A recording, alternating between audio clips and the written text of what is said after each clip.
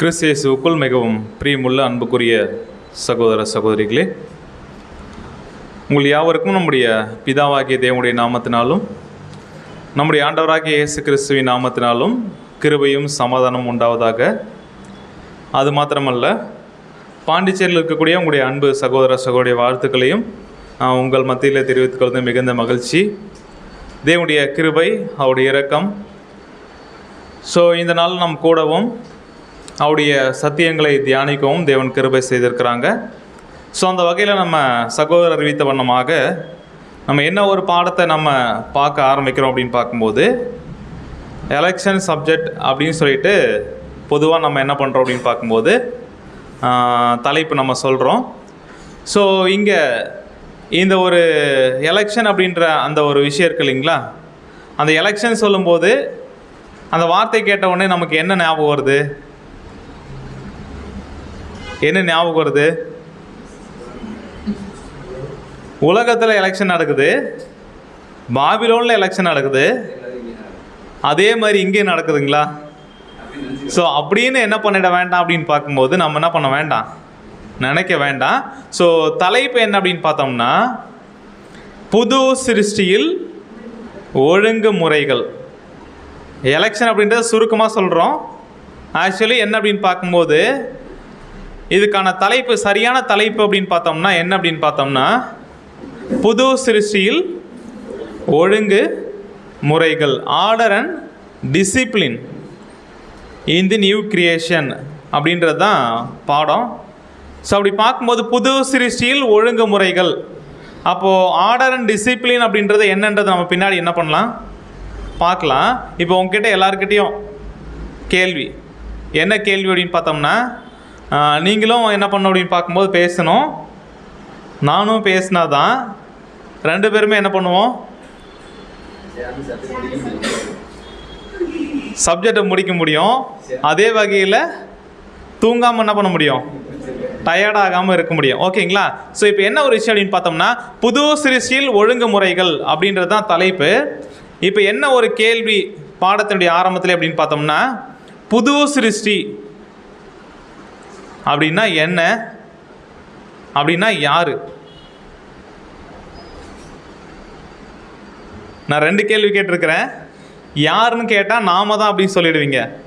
புது சிருஷ்டினா என்ன அப்படின்றது நீங்கள் என்ன பண்ணணும், பதில் சொல்லணும். புது சிருஷ்டினா என்ன, இல்லை யார்? நாம தான். ஓகே. புது சிருஷ்டி அப்படின்னாலே நியூ கிரியேஷன், புதிதாக படைக்கப்பட்ட ஒரு விஷயம். அதே வகையில் என்ன அப்படின்னு பார்த்தோம்னா, புதியதாய் பிறந்தவர்கள். கரெக்டுங்களா? அப்படின்னு சொல்லலாங்களா? இன்றைக்கி ஆதார வசனம் மன்னாவை நம்ம எதிர்பார்க்கல. இந்த சப்ஜெக்டினுடைய ஒரு ஆரம்பமே எங்கேருந்து ஆரம்பிச்சிருச்சு அப்படின்னு பார்த்தோம்னா, மன்னாவில் என்ன பண்ணியாச்சு, ஆரம்பிச்சாச்சு. அப்போ புது சிருஷ்டி அப்படின்னா ஒருவன் கிறிஸ்துவுக்குள்ளே இருந்தால் புது சிருஷ்டியாக இருக்கிறான். கரெக்டுங்களா? பழையவைகள் ஒழிந்து போயின, எல்லாம் புதிதாயின. அப்படின்னா பழைய விஷயங்கள் அப்படின்றது என்னென்னலாம் சொல்லலாம். இந்த புது சிருஷ்டி அப்படின்றவங்க பழசெல்லாம் ஒழிச்சிருப்பாங்க. அதில் நம்பர் 1 பாபிலோனும் ஒழிச்சிருப்பாங்களா? ஓகே, பாபிலோன் விட்டு வெளியே வந்திருப்பாங்க. அப்புறம் பழையவைகள் அப்படின்னா என்ன ஒரு விஷயம் அப்படின்னு பார்க்கும்போது, பழையவைகள் அப்படின்றது என்னன்னு பார்த்தோம்னா, இதுக்கு முன்னாடி நாம் எப்படியோ வாழ்ந்திருப்போம். கரெக்டுங்களா? எப்படியே யோசிச்சிருப்போம்.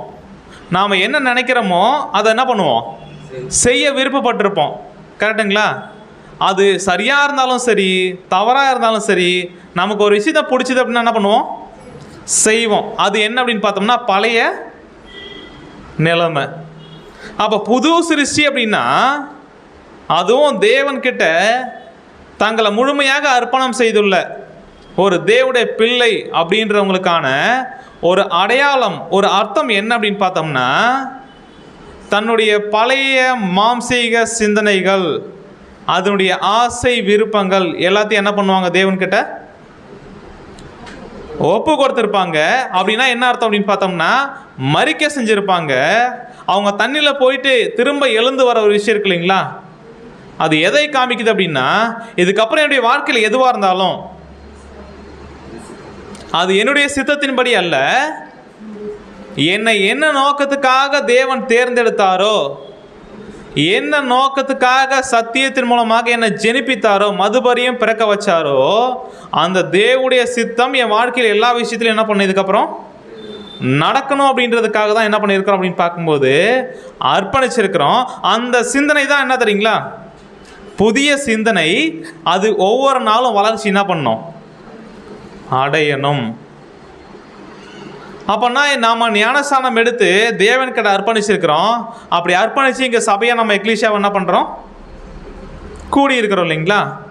அப்போ இந்த கூடியிருக்கிற நமக்கு என்ன பேர் அப்படின்னு பார்த்தோம்னா, ஆவியினால் ஜெனிப்பிக்கப்பட்டவர்கள். கரெக்டுங்களா? ஆவியினால் மறுபடியும் பிறந்தவர்கள். அப்போனா பழைய விஷயத்தை ஒழிச்சவங்க, புதிய சிருஷ்டியாக மாறின நம்ம அப்படின்ற ஒரு விஷயத்தை நம்ம பார்க்குறோம்.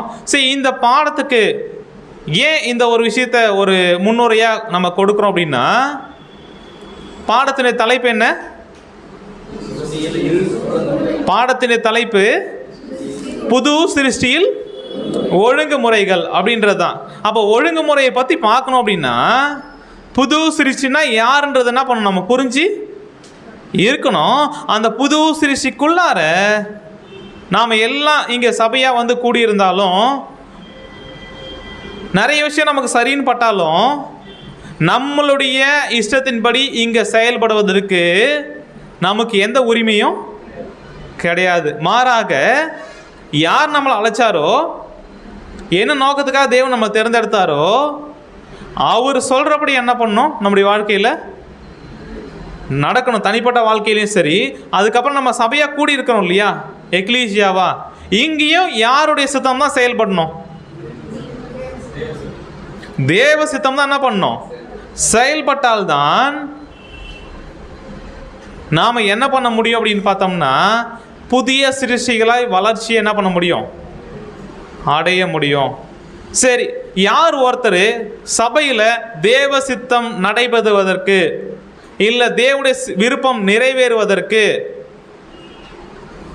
காரணமாக இருக்க முடியும்? இப்போ உங்கள் ஒவ்வொருத்தரையும் பார்த்து கேட்குற கேள்வி என்ன அப்படின்னு பார்த்தோம்னா, தேவ சித்தம் சபையில் நடக்கணும். கரெக்டுங்களா?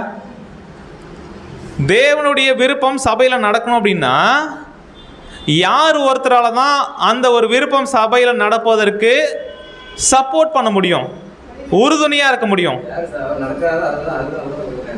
நடத்துறவங்களா இல்லையா? ஓகே, என்ன ஒரு விஷயம் அப்படின்னு பார்த்தோம்னா, தன்னுடைய சொந்த வாழ்க்கையில் யார் ஒருவர் தேவ சித்தத்தை அனுதினமும் செய்கிறாங்களோ அவங்களால மாத்திரம்தான் என்ன பண்ண முடியும், சபையிலையும் தேவ சித்தம் நடைவதற்கு இல்லை நிறைவேறுவதற்கு காரணமாக என்ன பண்ண முடியும், இருக்க முடியும். பாயிண்ட் புரியுதுங்களா? தனிப்பட்ட வாழ்க்கையிலேயே தேவ சித்தம் ஒருவரால் நிறைவேற்ற முடியல, அதுக்கேற்ற மாதிரி வாஞ்சிக்க முடியல, தேவனுடைய விருப்பம் சித்தத்துக்கு ஏற்ற மாதிரி நடக்க முடியல, அதன்படி வாழ்வதற்கு ஒப்பு கொடுக்கல அப்படின்னா, அவரால் தேவ சித்தம் சபையில் நடப்பதற்கு இவருக்கு காரணமாக இருக்க முடியுமா? முடியாது. அப்போனா ஃபஸ்ட்டு புது சிருஷ்டி அப்படின்னா, அந்த புது சிருஷ்டினா என்னன்னு புரிஞ்சுக்கிட்டு, அந்த புது சிருஷ்டி அப்படின்னா மறுபடியும் பிறந்திருப்பாங்க. அவங்களுடைய வாழ்க்கையில் எங்கே நீங்கள் பார்த்தாலும் எல்லா விதத்துலேயும் எல்லா இடத்துலையும் தேவனுடைய விருப்பம் நிறைவேறுவதற்காக என்ன பண்ணுவாங்க, ஆசைப்படுவார்கள், விருப்பப்படுவார்கள். ஓகேங்களா? அப்போ நம்ம இங்கே தெய்வீக ஏற்பாடு, தேவனுடைய சித்தம், ஒழுங்குமுறை அப்படின்ற ஒரு விஷயம் இங்கே சரியாக நடக்கணும் அப்படின்னா, நம்முடைய சுய சித்தம் அப்படின்ற ஒரு விஷயத்துக்கு இங்கே என்ன இல்லை, இடம் இல்லை.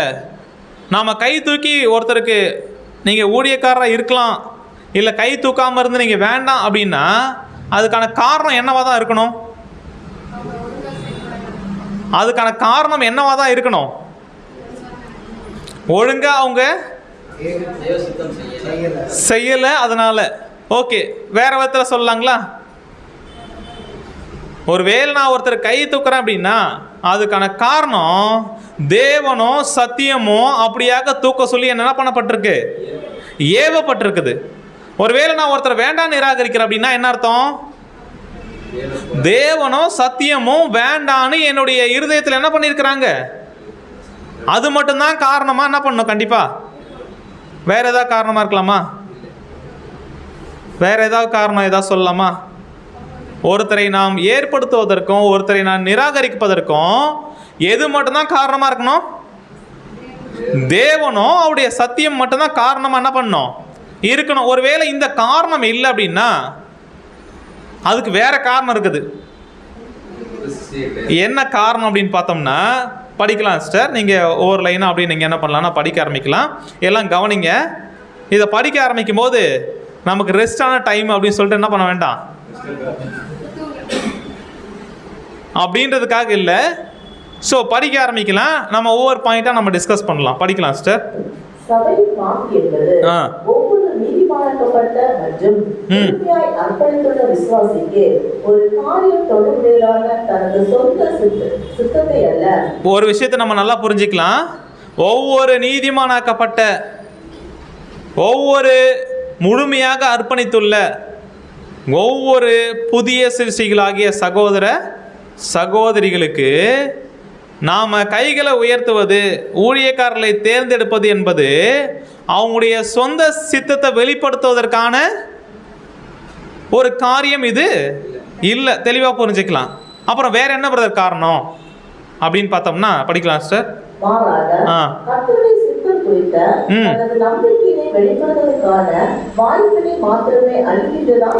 நமக்கு என்ன ஒரு வாய்ப்பு அப்படின்னா, தேவனுடைய சித்தம் சபையில் என்ன பண்ணணும், வெளிப்படணும். கரெக்டுங்களா? தேவனுடைய சித்தம் என்ன பண்ணணும், சபையில் வெளிப்படணும். அப்படி வெளிப்பட்டாதான் தேவனுடைய சித்தத்தின் அடிப்படையில் சபையானது என்ன பண்ண முடியும், இயங்க முடியும். கரெக்டுங்களா? அப்போ தேவனுடைய சித்தம் சபையில் வெளிப்படணும். அந்த வெளிப்படுத்துவதற்கான ஒரு வாய்ப்பாக தான் நம்ம எல்லாருக்கும் தேவன் என்ன வாய்ப்பு தராங்க, கைகளை உயர்த்துற ஒரு வாய்ப்பை என்ன பண்ணாங்கன்னா தராங்க. படிக்கலாங்க.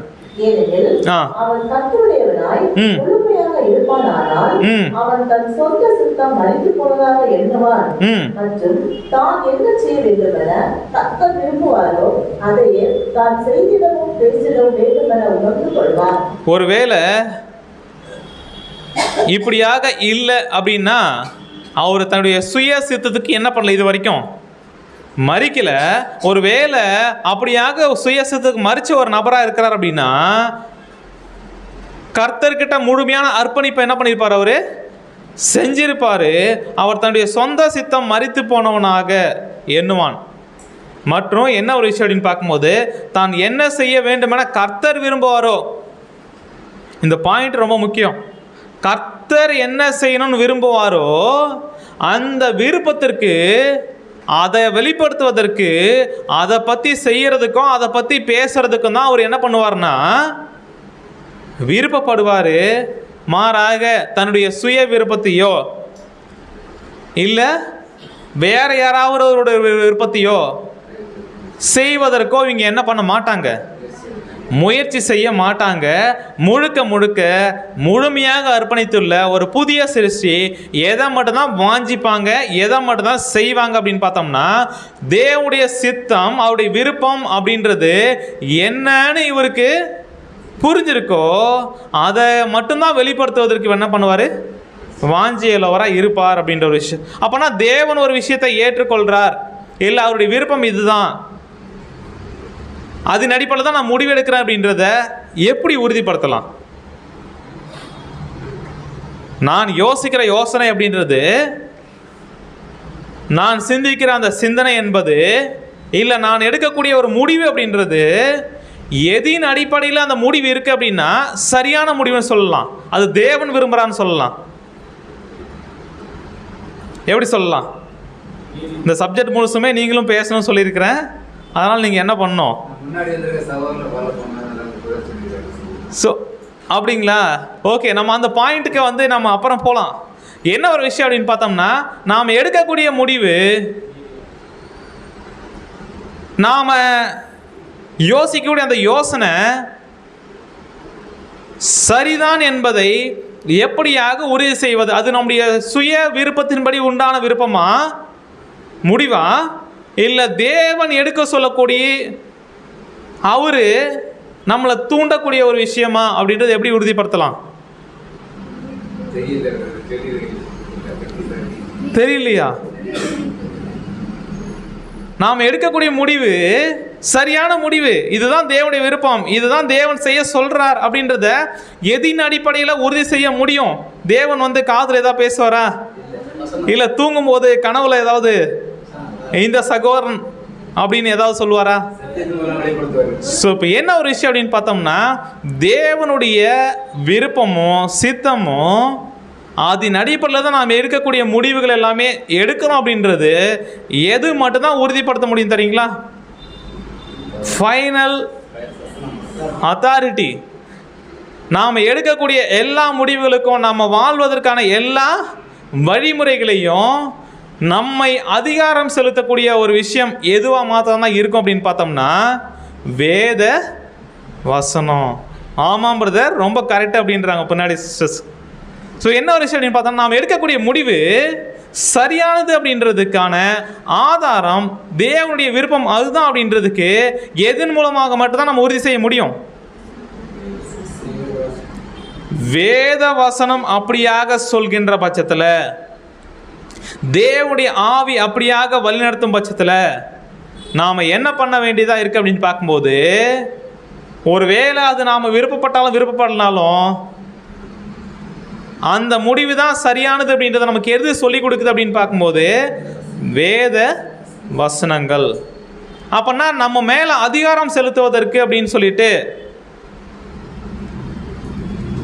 ஏதாவது தேவன் வச்சிருக்கிறாருங்களா? இல்லை ஏதாவது நபர்கள் இருப்பாங்களா? ஒரு புது சிருஷ்டியை அதிகாரம் செலுத்தக்கூடிய ஒரு காரியம் அப்படின்னா எது மாத்திரம் தான் தெரியுங்களா? அந்த அதிகாரம் செலுத்தக்கூடிய எல்லா விதமான அத்தாரிட்டியும் தேவன் எதற்கு மாத்திரம் தான் கொடுத்துருக்கா தெரியுங்களா? தேவனுடைய வசனம், தேவனுடைய வார்த்தைக்கு மாத்திரம்தான் ஒரு புது சிருஷ்டியை அதிகாரம் செலுத்துவதற்கான எல்லா வாய்ப்புகளையும் தேவன் என்ன பண்ணியிருக்கிறாரு? கொடுத்துருக்கிறாரு. அப்போனா இந்த அதிகாரத்துக்கு உட்பட்டவர்கள் அப்படின்றத நம்ம எப்படி நிரூபிக்க முடியும்? கேள்வி எப்படி மாற்றி கேட்டாலும் பதில் ஒன்று தான். எப்படி தான் நம்ம நிரூபிக்க முடியும்? நாங்கள் இந்த அதிகாரத்துக்கு தான் கீழ்பட்டிருக்கிறோம். ஒரு புது சிருஷ்டி அப்படின்னா இந்த சத்தியம் அதுதான் எங்களுடைய அதிகாரி, அது என்ன சொல்லுதோ அப்படியே நாங்கள் என்ன பண்ணுவோம்? செய்வோம் அப்படின்னு யார் ஒருத்தர் தெளிவாக தன்னுடைய வாழ்க்கையில் முடிவெடுக்கிறாரோ, இந்த அழைக்கப்பட்ட இந்த சத்தியத்தினுடைய பாதையில் அவர் சரியான ஒரு புரிதல் உள்ள ஒரு நபர் என்ன பண்ணுறாரு? இருப்பார். இல்லை நான் எடுக்கக்கூடிய ஒரு முடிவு அப்படி என்பது என்னுடைய சுய விருப்பத்தின் அடிப்படையில் இருக்கு பிரதர், இல்லை என்னுடைய சூழ்நிலைகளை சார்ந்து இருக்கு பிரதர். ஒருவேளை சத்தியம் ஒரு விஷயத்த சரின்னு பண்ணாலும் என்னுடைய பார்வைக்கு எது சரின்னு படுதோ அதான் செய்கிறேன் அப்படின்னா நாம் யோசிக்கணும், நாம் சத்தியத்தினால பிறந்திருக்கிறோமா அப்படின்றத. ஏன்னா இந்த ஆவியினால் ஜெனிப்பிக்கிற ஒரு விஷயத்த, புது சிருஷ்டியை தேவன் உருவாக்குறத எதன் மூலமாக பண்ணுறாரு தெரியுங்களா? அவர் சித்தம் கொண்டு, யாக்கோபு 1:18 நாம் சிருஷ்டிகளில் முதல் பலன் ஆவதற்கு எதன் மூலமா ஜெனிப்பிச்சிருக்கார் நம்மள? சத்தியவசனம். பேதுரு என்ன சொல்றாருன்னா, அழிவுள்ள வித்தினாலே அல்ல அழியாத வித்து அப்படின்ற வேத வசனத்தினால்தான் தான் நம்மள என்ன பண்ணியிருக்கிறாருங்களா? பிறக்க வச்சிருக்கிறாருங்களா? அப்போனா புதிய சிருஷ்டி அப்படின்னா வெறும் பெயரளவான புது சிருஷ்டி. எப்படி பெயரளவான கிறிஸ்தவங்க இருக்கிறாங்களோ, பெயரளவான பைபிள் ஸ்டூடெண்ட் இருக்கிறாங்க. அதுக்குள்ள பெயரளவிலான புது சிருஷ்டிகள், இதுதான் ரொம்ப டேஞ்சர். சத்தியம் தெரியாமல் இருக்கிறது அது ஒரு குருட்டுத்தனம், அது அறியாமை அப்படின்ற ஒரு விஷயம் இருந்தாலும், சத்தியம் தெரிந்த பிறகும் பெயரளவிலான புதிய சிருஷ்டிகள் அப்படின்னா அவங்க பேர் புது சிருஷ்டி, ஆனால் புது சிருஷ்டி அப்படின்ற ஒரு விஷயம் எதின் அடிப்படையில் வாழ்வாங்க, அவங்களுடைய செய்கைகள், அவங்களுடைய கிரியைகள், அவங்களுடைய பேச்சு எதின் அடிப்படையில் இருக்கும் அப்படின்னு பார்த்தோம்னா, வேத வசனம் என்ன சொல்லுதோ சத்தியத்தினால பிறந்தவங்க அதன் அடிப்படையில் என்ன பண்ணுவாங்க, யோசிப்பாங்க, முடிவெடுப்பாங்க, எல்லாத்தையும் செய்வாங்க. ஸோ அப்போனா நாம் எப்பேற்பட்ட புது சிருஷ்டிகள் அப்படின்றத என்ன பண்ணணும், நாம் உறுதிப்படுத்திக்கணும். அப்போனா இப்போ நம்ம அழைக்கப்பட்ட அழைப்பில் நாம் அழைக்கப்பட்டிருக்கோம் இல்லைங்களா, எதுக்காக அப்படின்னு பார்த்தோம்னா, இந்த ஒட்டுமொத்த அண்ட சராசரத்திலுமே எந்த விதமான சிருஷ்டிகளுக்கும் கிடைக்காத மாபெரும் பாக்கியம் இந்த சபை வாய்ப்பு. கரெக்டுங்களா? இந்த அழைப்பை நாம் உறுதி செய்யணும் அப்படின்னா அதுக்கான பொறுப்பு யாருக்கு அதிகமாக இருக்குது? நாம் அழைக்கப்பட்ட அழைப்பில் தேவனுக்கு அந்த ஆசீர்வாதத்தை பங்கு பெறுவதற்கு இதுக்கான முழு பொறுப்பும் இல்லை அதிகப்படியான பொறுப்பு யாருக்கு இருக்குது அப்படின்னு கேட்டோம்னா என்ன சொல்லுவோம்? யாருக்கு இருக்குது அப்படின்னு பார்த்தோம்னா, இந்த அழைப்புக்குள்ள வந்த ஒவ்வொரு தனிப்பட்ட சகோதர சகோதரிகள் நமக்கு தான். ஓகேங்களா? இப்போ நீங்கள் என்ன பார்த்து கேட்டிங்கன்னா நான் என்ன சொல்லுவேன், இதுக்கு பொறுப்பு யாருக்கு பிரதர் இருக்குது அப்படின்னு கேட்டிங்கன்னா எனக்கு தான் இருக்குது அப்படின்னு நான் சொல்லுவேன். நான் உங்களை கேட்டால் நீங்கள் என்ன சொல்லுவீங்க? தனிப்பட்ட ஒவ்வொருவருக்கும் தான் இதற்கு பொறுப்பு அதிகமாக இருக்குது. இந்த பொறுப்பை யார் உணர்ந்திருக்கிறாங்களோ, அதன் அடிப்படையில் யார் செயல்படுறாங்களோ அப்படிப்பட்டவங்க தான் இந்த அழைப்பில் உறுதியாக இருக்கிறாங்கன்றது தெரியும். சரி, இது முதல் பாயிண்ட். அடுத்து என்ன ஒரு கேள்வி அப்படின்னு பார்த்தோம்னா, நமக்கு அடுத்தபடியாக நாம் அழைக்கப்பட்ட இந்த அழைப்பை உறுதி செய்வதற்கு தெரிந்து கொள்ளப்பட்ட இந்த நிலைமையை உண்மையுள்ளவர்களாக இருந்து தேவனுடைய அந்த ஆசீர்வாதத்துக்கு போகணும் அப்படின்னா ரெண்டாவது பொறுப்பு யாருக்கு இருக்கு?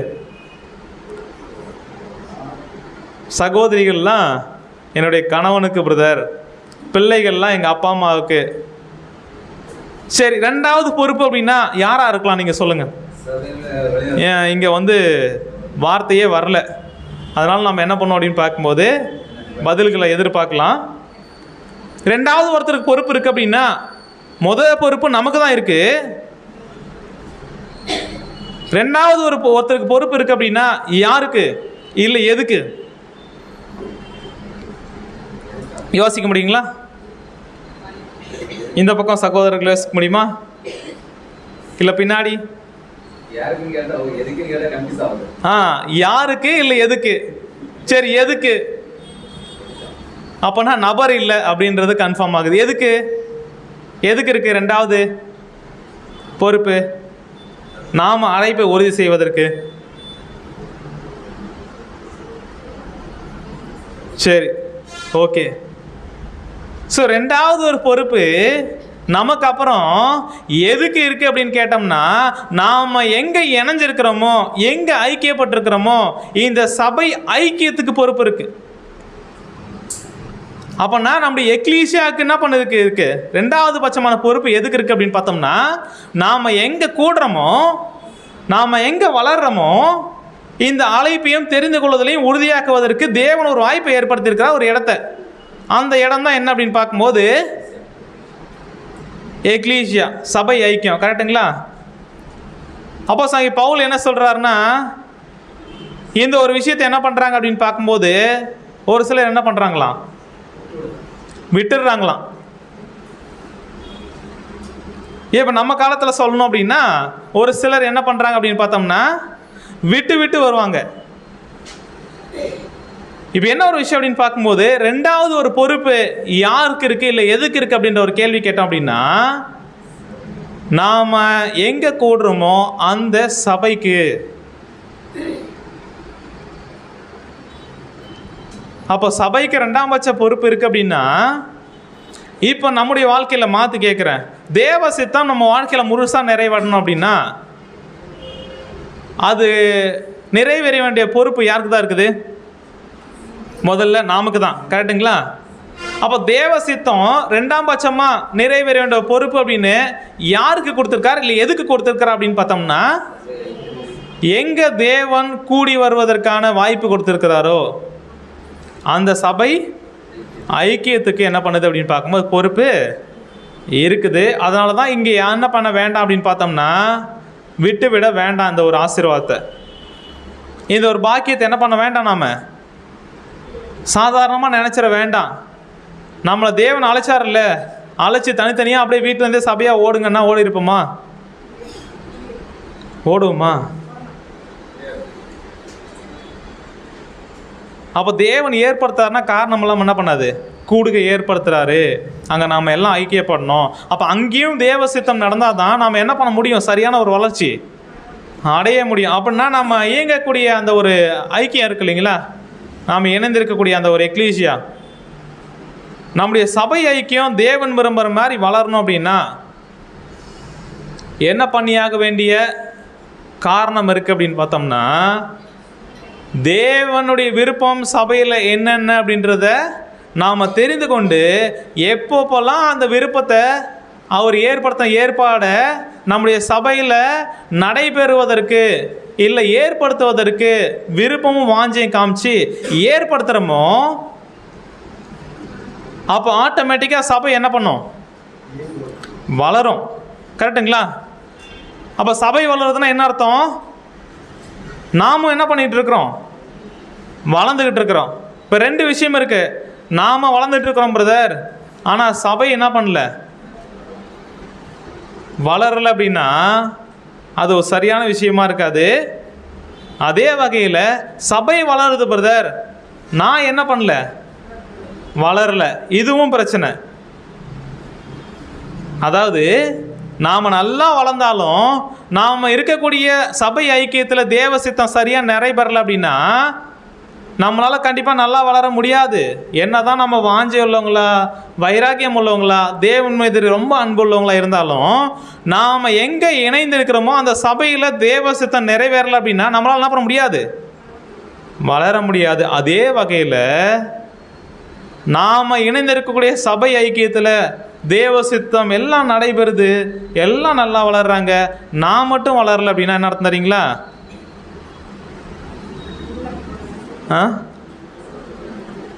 இந்த அழைப்பில் நான் உறுதியாக இல்லைன்றது என்ன ஆகுது? ஸோ அப்போனா நாமும் வளரணும், நாம் எங்கே இணைஞ்சிருக்கணுமோ அங்கே எக்லீசியாவும் என்ன பண்ணணும், வளரணும். அதுதான் ஒரு சபைக்கான ஒரு ஆசீர்வாதம். ஓகேங்களா? அப்படி இருக்கும்போது இந்த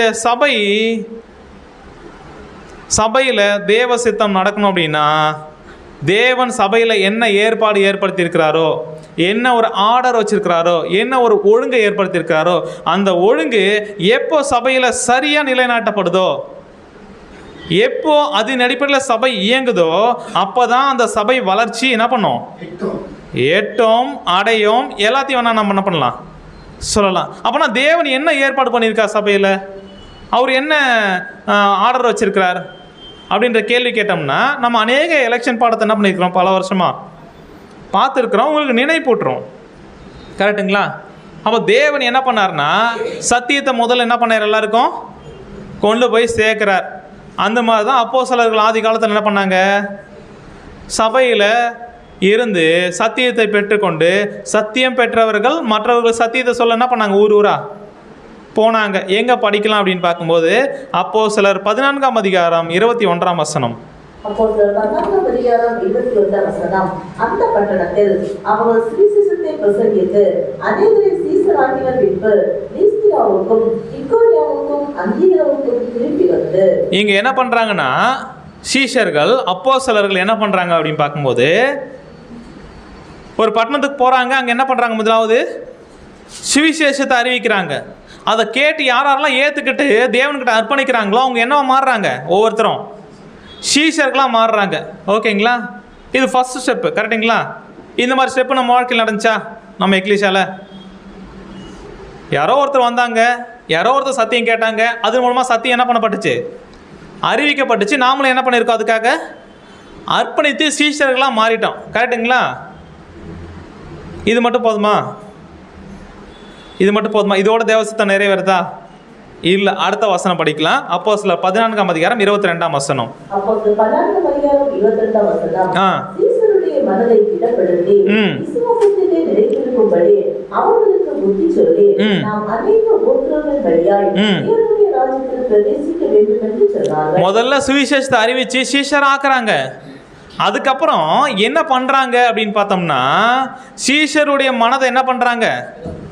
திடப்படுத்துறாங்க. விசுவாசத்தில் நிலைத்திருக்கும்படி அவங்களுக்காக என்ன பண்றாங்க? புத்தி சொல்றாங்க. நாம் அநேக உபத்திரங்களின் வழியாக தான் எங்க போக முடியும்? அப்போ இது ரெண்டாவது ஒரு ஸ்டேஜ், ஒரு புது ஸ்டேஜ் வாழ்க்கையில். கரெக்டுங்களா? முதல்ல சத்தியம் கேட்டு அதுக்காக அர்ப்பணிச்சு சத்தியத்துக்குள்ள வந்து சீஷர்கள் ஆகிறது. அதுக்கப்புறம் சீஷர்கள் அப்படின்னா எப்படிப்பட்ட ஒரு வாழ்க்கை வாழணும், எப்படி அவங்க சத்தியத்தில் உறுதியாக இருக்கணும், எப்படி அவங்க பலப்படணும் சத்தியத்தில். ரெண்டாவது என்ன பண்ணுறாங்க? அடுத்தது பலப்படுத்துதல், திடப்படுத்தல் வேலையை என்ன பண்ணுறாங்க? செய்கிறாங்க. இது நம்முடைய வாழ்க்கையில் நடக்கணும். நடந்துச்சுங்களா? நடந்துச்சுங்களா? நடந்துக்கிட்டு இருக்குது. ஓகே. ஸோ இதுவும் நம்ம வாழ்க்கையில் என்ன பண்ணாச்சு? நடைபெற ஆரம்பிச்சாச்சு. இதோட தேவசித்தம் சபையில் முடிஞ்சிச்சா? முடிஞ்சுங்களா?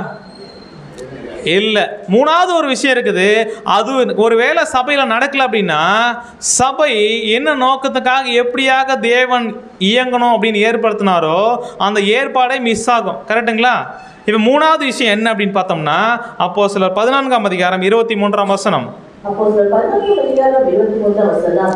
அல்லாமலும் அந்தந்த சபைகளில் அவர்களுக்கு மூப்பர்களை ஏற்படுத்தி வைத்து உபவாசித்து ஜெபம் பண்ணி அவர் விசுவாசத்தை பற்றிக்கொண்ட கர்த்தருக்கு அவர்களை ஒப்புவித்தார்கள். ஸோ என்ன பண்றாங்க அடுத்து அப்படின்னு பார்த்தோம்னா, அந்தந்த சபைகளில் அல்லாமலும் அப்படின்னா இதுக்கு முன்னாடி ரெண்டு விஷயத்தை பண்ணியிருக்கிறாங்க. அதோட என்ன பண்ணல, அவங்க நிறுத்தி கொள்ளவில்லை. அதுக்கப்புறம் என்ன பண்றாங்க அப்படின்னு பார்த்தோன்னா, அப்போஸ்தலர்கள் அந்தந்த சபைகளில் அவர்களுக்கு மூப்பர்கள் என்ன பண்றாங்க?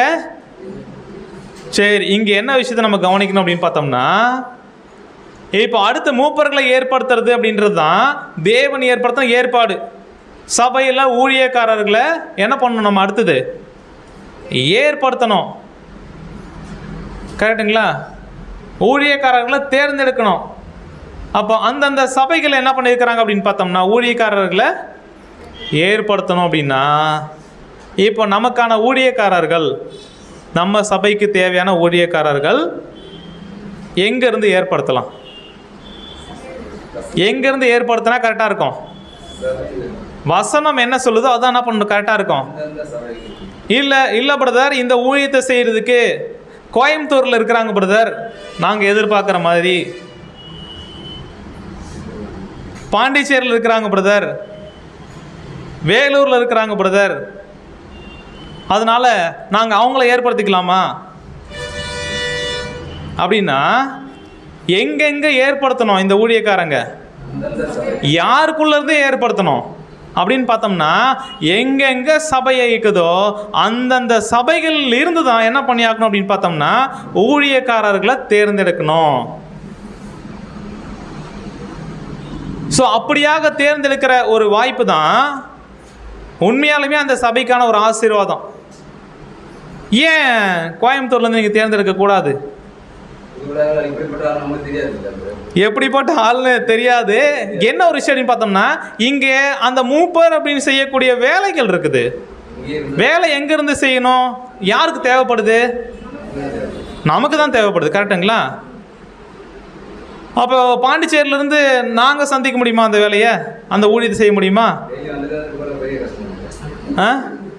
நடைமுறைக்கு சாத்தியமே இல்லை. அப்படி இருக்கும்போது எங்கே இருந்து ஏற்படுத்துறது தான் சரியான ஒரு விஷயமா இருக்கும் அப்படின்னு பார்த்தோம்னா, அந்தந்த சபைகளில் வேலைக்காரங்க, அந்தந்த சபைகளுக்கு ஊழியம் தேவைப்படுது. அந்தந்த சபையிலிருந்து தான் ஊழியக்காரர்கள் என்ன பண்ணப்படணும்? தேர்ந்தெடுக்கப்படணும் அப்படின்ற ஒரு விஷயத்தை நம்ம என்ன பண்ணலாம் புரிஞ்சுக்கலாம். அப்போ அந்த ஏற்படுத்தி அப்படின்ற ஒரு விஷயம் தான் என்ன அப்படின்னு பார்க்கும்போது ஆங்கிலத்தில் ஆர்டைன்ட் அப்படின்னு சொல்கிறோம். இதனுடைய ஒரிஜினல் வார்த்தை, புதிய ஏற்பாடு எழுதப்பட்ட மொழி என்னதுங்க? என்ன மொழியில் எழுதப்பட்டுச்சு? கிரேக்க பாஷை. அந்த கிரேக்க பாஷை அப்படின்றது என்னன்னு பார்த்தோம்னா கிரொட்டோனியோ அப்படின்னு அர்த்தம். அந்த கிரேக்க பாஷையினுடைய அந்த வார்த்தை என்ன அப்படின்னு பார்த்தோம்னா, இங்கே ஏற்படுத்தி அப்படின்றது ஆங்கிலத்தில் ஆர்டைன், ஒரிஜினலாக இருக்கக்கூடிய வார்த்தை, அதனுடைய வார்த்தை என்ன அப்படின்னு பார்க்கும்போது குருட்டோனியோ. அந்த குருட்டோனியோ அப்படின்னா அதை சரியாக மொழிபெயர்த்தோம் அப்படின்னா அதுக்கான அர்த்தம் என்ன அப்படின்னு பார்க்கும்போது கரங்களை உயர்த்துவதன் மூலம் தேர்ந்தெடுக்கிறது, தெரிவு செய்யறது. பிரதர், கையை தூக்கினாதான் பிரதர் பிரச்சனை. ஒருத்தருக்கு மனசு கஷ்டம், எனக்கு தூக்கலை தூக்குறாங்க, இவங்களுக்கு தூக்கல அப்படின்ற பிரச்சனை. ஏன்னா எல்லாரும் பார்க்குற மாதிரி இருக்கிறது தானே பிரதர். நம்ம என்ன பண்ணலாம்? ஒரு பாக்ஸை வைங்க, சீட்டு எழுத வைங்க, கொண்டு வந்து என்ன பண்ணிக்கலாம், போட்டுடலாம். யாருக்குமே பிரச்சனை, யாருக்கு யார் போட்டானே தெரியாது. அதனால் அதே மாதிரி என்ன பண்ணலாம், உலகத்தில் அப்படி தான் பண்ணுறாங்க. ஏன்னா அவங்க எப்படியா இருக்கிறாங்க அப்படின்னு பார்க்க மாம்சத்தின் பிரகாரம் என்ன பண்ணுறாங்க, உலக பிரகாரமாக இருக்கிறதுனால அப்படிப்பட்ட ஒரு வழக்கம் அவங்களுக்கு தேவைப்படுது. நாம் யாரு? புது சிருஷ்டி, புதுசாக தான் பண்ணணும். ஸோ என்ன ஒரு விஷயம் அப்படின்னு பார்க்கும்போது ஏன் அப்படின்னு பார்த்தோம்னா, ஒரு வேளை ஒரு சகோதரருக்கு அந்த தகுதியே இல்லை, நீங்கள் நேருக்கு நேர் கையை தூக்கி உங்களுக்கு தகுதி இல்லை அப்படின்ற வசனம் சொல்லுது, அதனால உங்களுக்கு கையை தூக்க மாட்டேன் அப்படின்னு சொல்கிறதுக்கு என்ன வேணும்? வசனம் வேணும். வேற என்ன வேணும்? பரிசுத்த ஆவி வேணும். அப்புறம் என்ன வேணும்?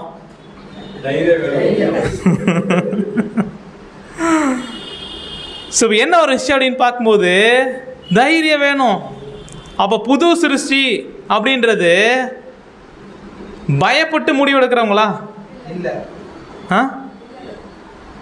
தேவன் நமக்கு பயமுள்ள ஆவியை தராமல் பலமும் அன்பும் தெளிந்த புத்தி உள்ள ஆவி என்ன பண்றாரு? தெளிந்த புத்தியின் அடிப்படையில் வசனம் சொல்லுது பிரதர், உங்களுக்கு இந்த தகுதி இல்லைன்னு சொல்லுது, அதனால நான் என்ன பண்ண மாட்டேன். சரி, ஓகே. இன்னொரு சகோதரன் இருக்கிறார், அவருக்கு தகுதி இருக்குது, ஆனால் நமக்கு பிடிக்காது.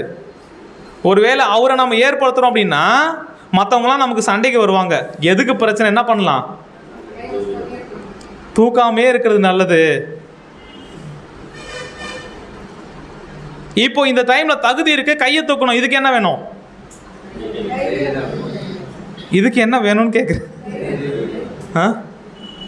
அப்படின்னா இந்த சத்தியமும் தேவனுடைய ஆவியும் ஒருத்தருக்குள்ள இருக்குது அப்படின்னா அவங்க பிரச்சனைகளுக்கோ மற்ற சூழ்நிலைகளுக்கோ எதுக்கும் கட்டுப்பட்டு இருக்கணுன்ற அவசியம் என்ன பண்ணாது, அவங்களுக்கு இருக்காது. முழுக்க முழுக்க சத்தியமும் தேவனும் சரின்னு சொல்றாங்கன்னா அந்த விஷயத்துக்கு தெளிவாக சரியாக என்ன பண்ணுவாங்க. இதனால எந்த பிரச்சனை வந்தாலும் நான் என்ன பண்ணுறேன்,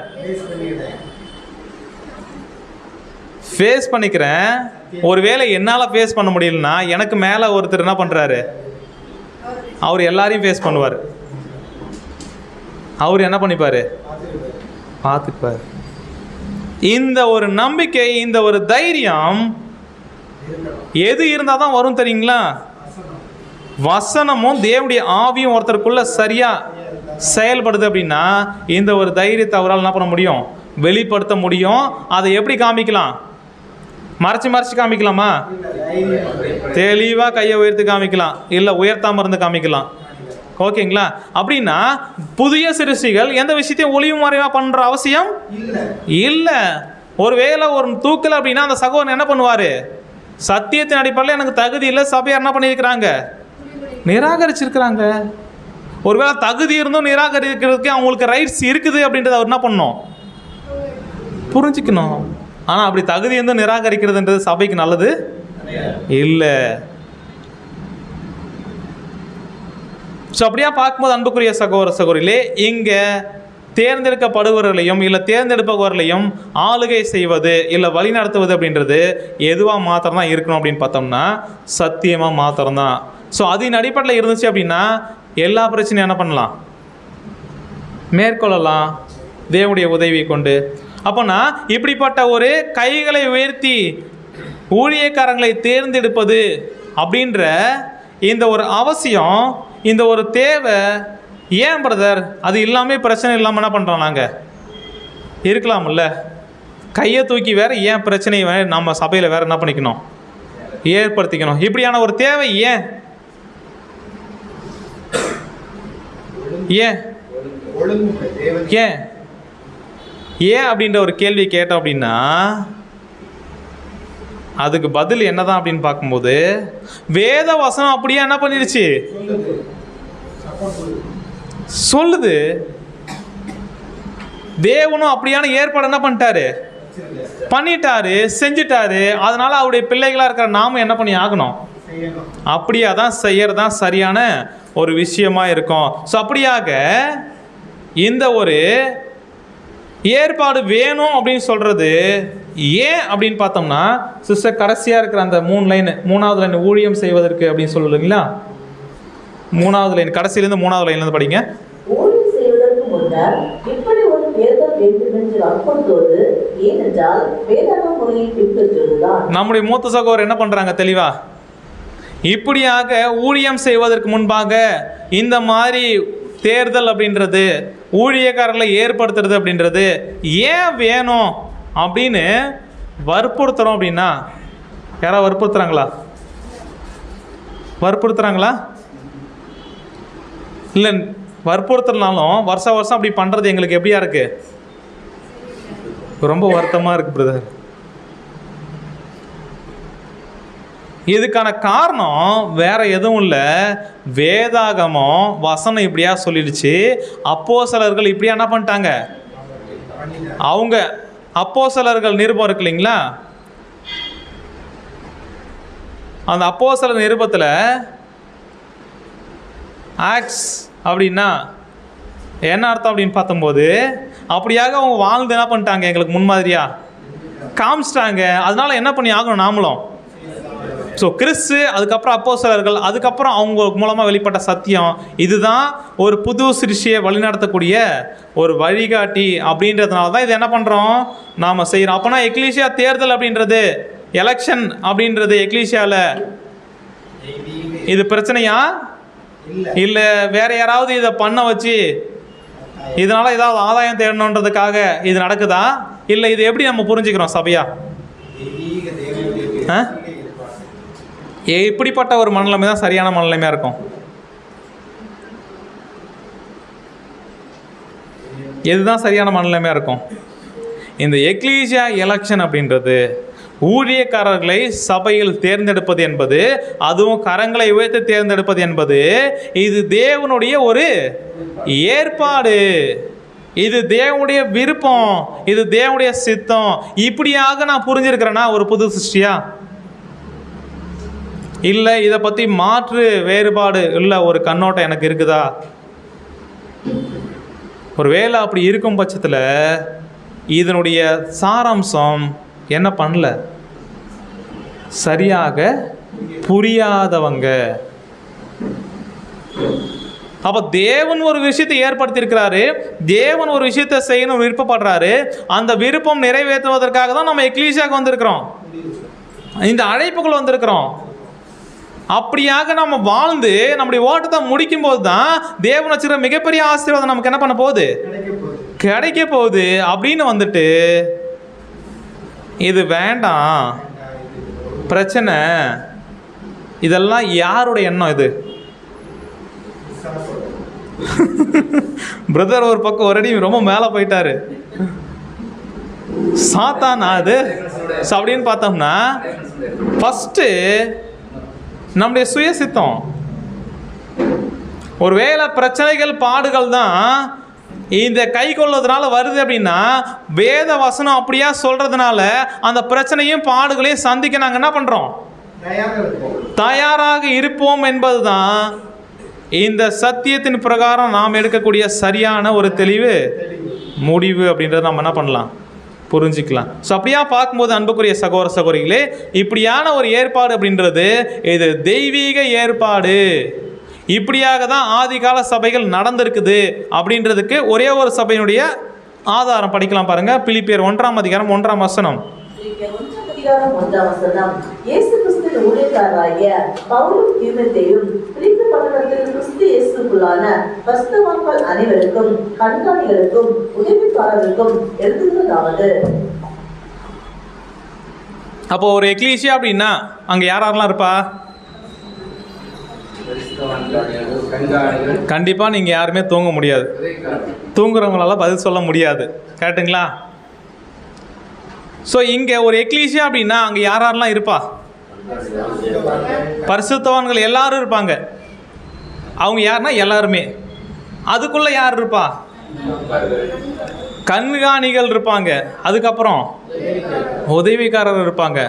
அப்போனா ஒரு எக்லீசியா அப்படின்னா பிரதர் இங்கே எல்லாருமே பிரதர் சிஸ்டர் தானே, நம்ம எல்லாருமே எல்லா வேலையும் என்ன பண்ணிக்கலாம், செஞ்சுக்கலாம் அப்படின்றது நம்முடைய விருப்பம். அது கரெக்டுங்களா? ஆனால் தேவனுடைய விருப்பம் என்னவா இருக்குது அப்படின்னு பார்த்தோம்னா, அதன் மத்தியில் ஆவிக்குரிய ஊழியங்களை செய்கிறதுக்கு கண்காணிகள் தேவை. பூமிக்குரிய தேவைகளை, பூமிக்குரிய ஊழியங்களை, மாம்சத்துடைய தேவைகளை சந்திக்கிறதுக்கு உதவிக்காரர்கள் தேவை. இப்படியாக தேவனுடைய விருப்பமாக இருக்குது. எதை செய்யலாம்,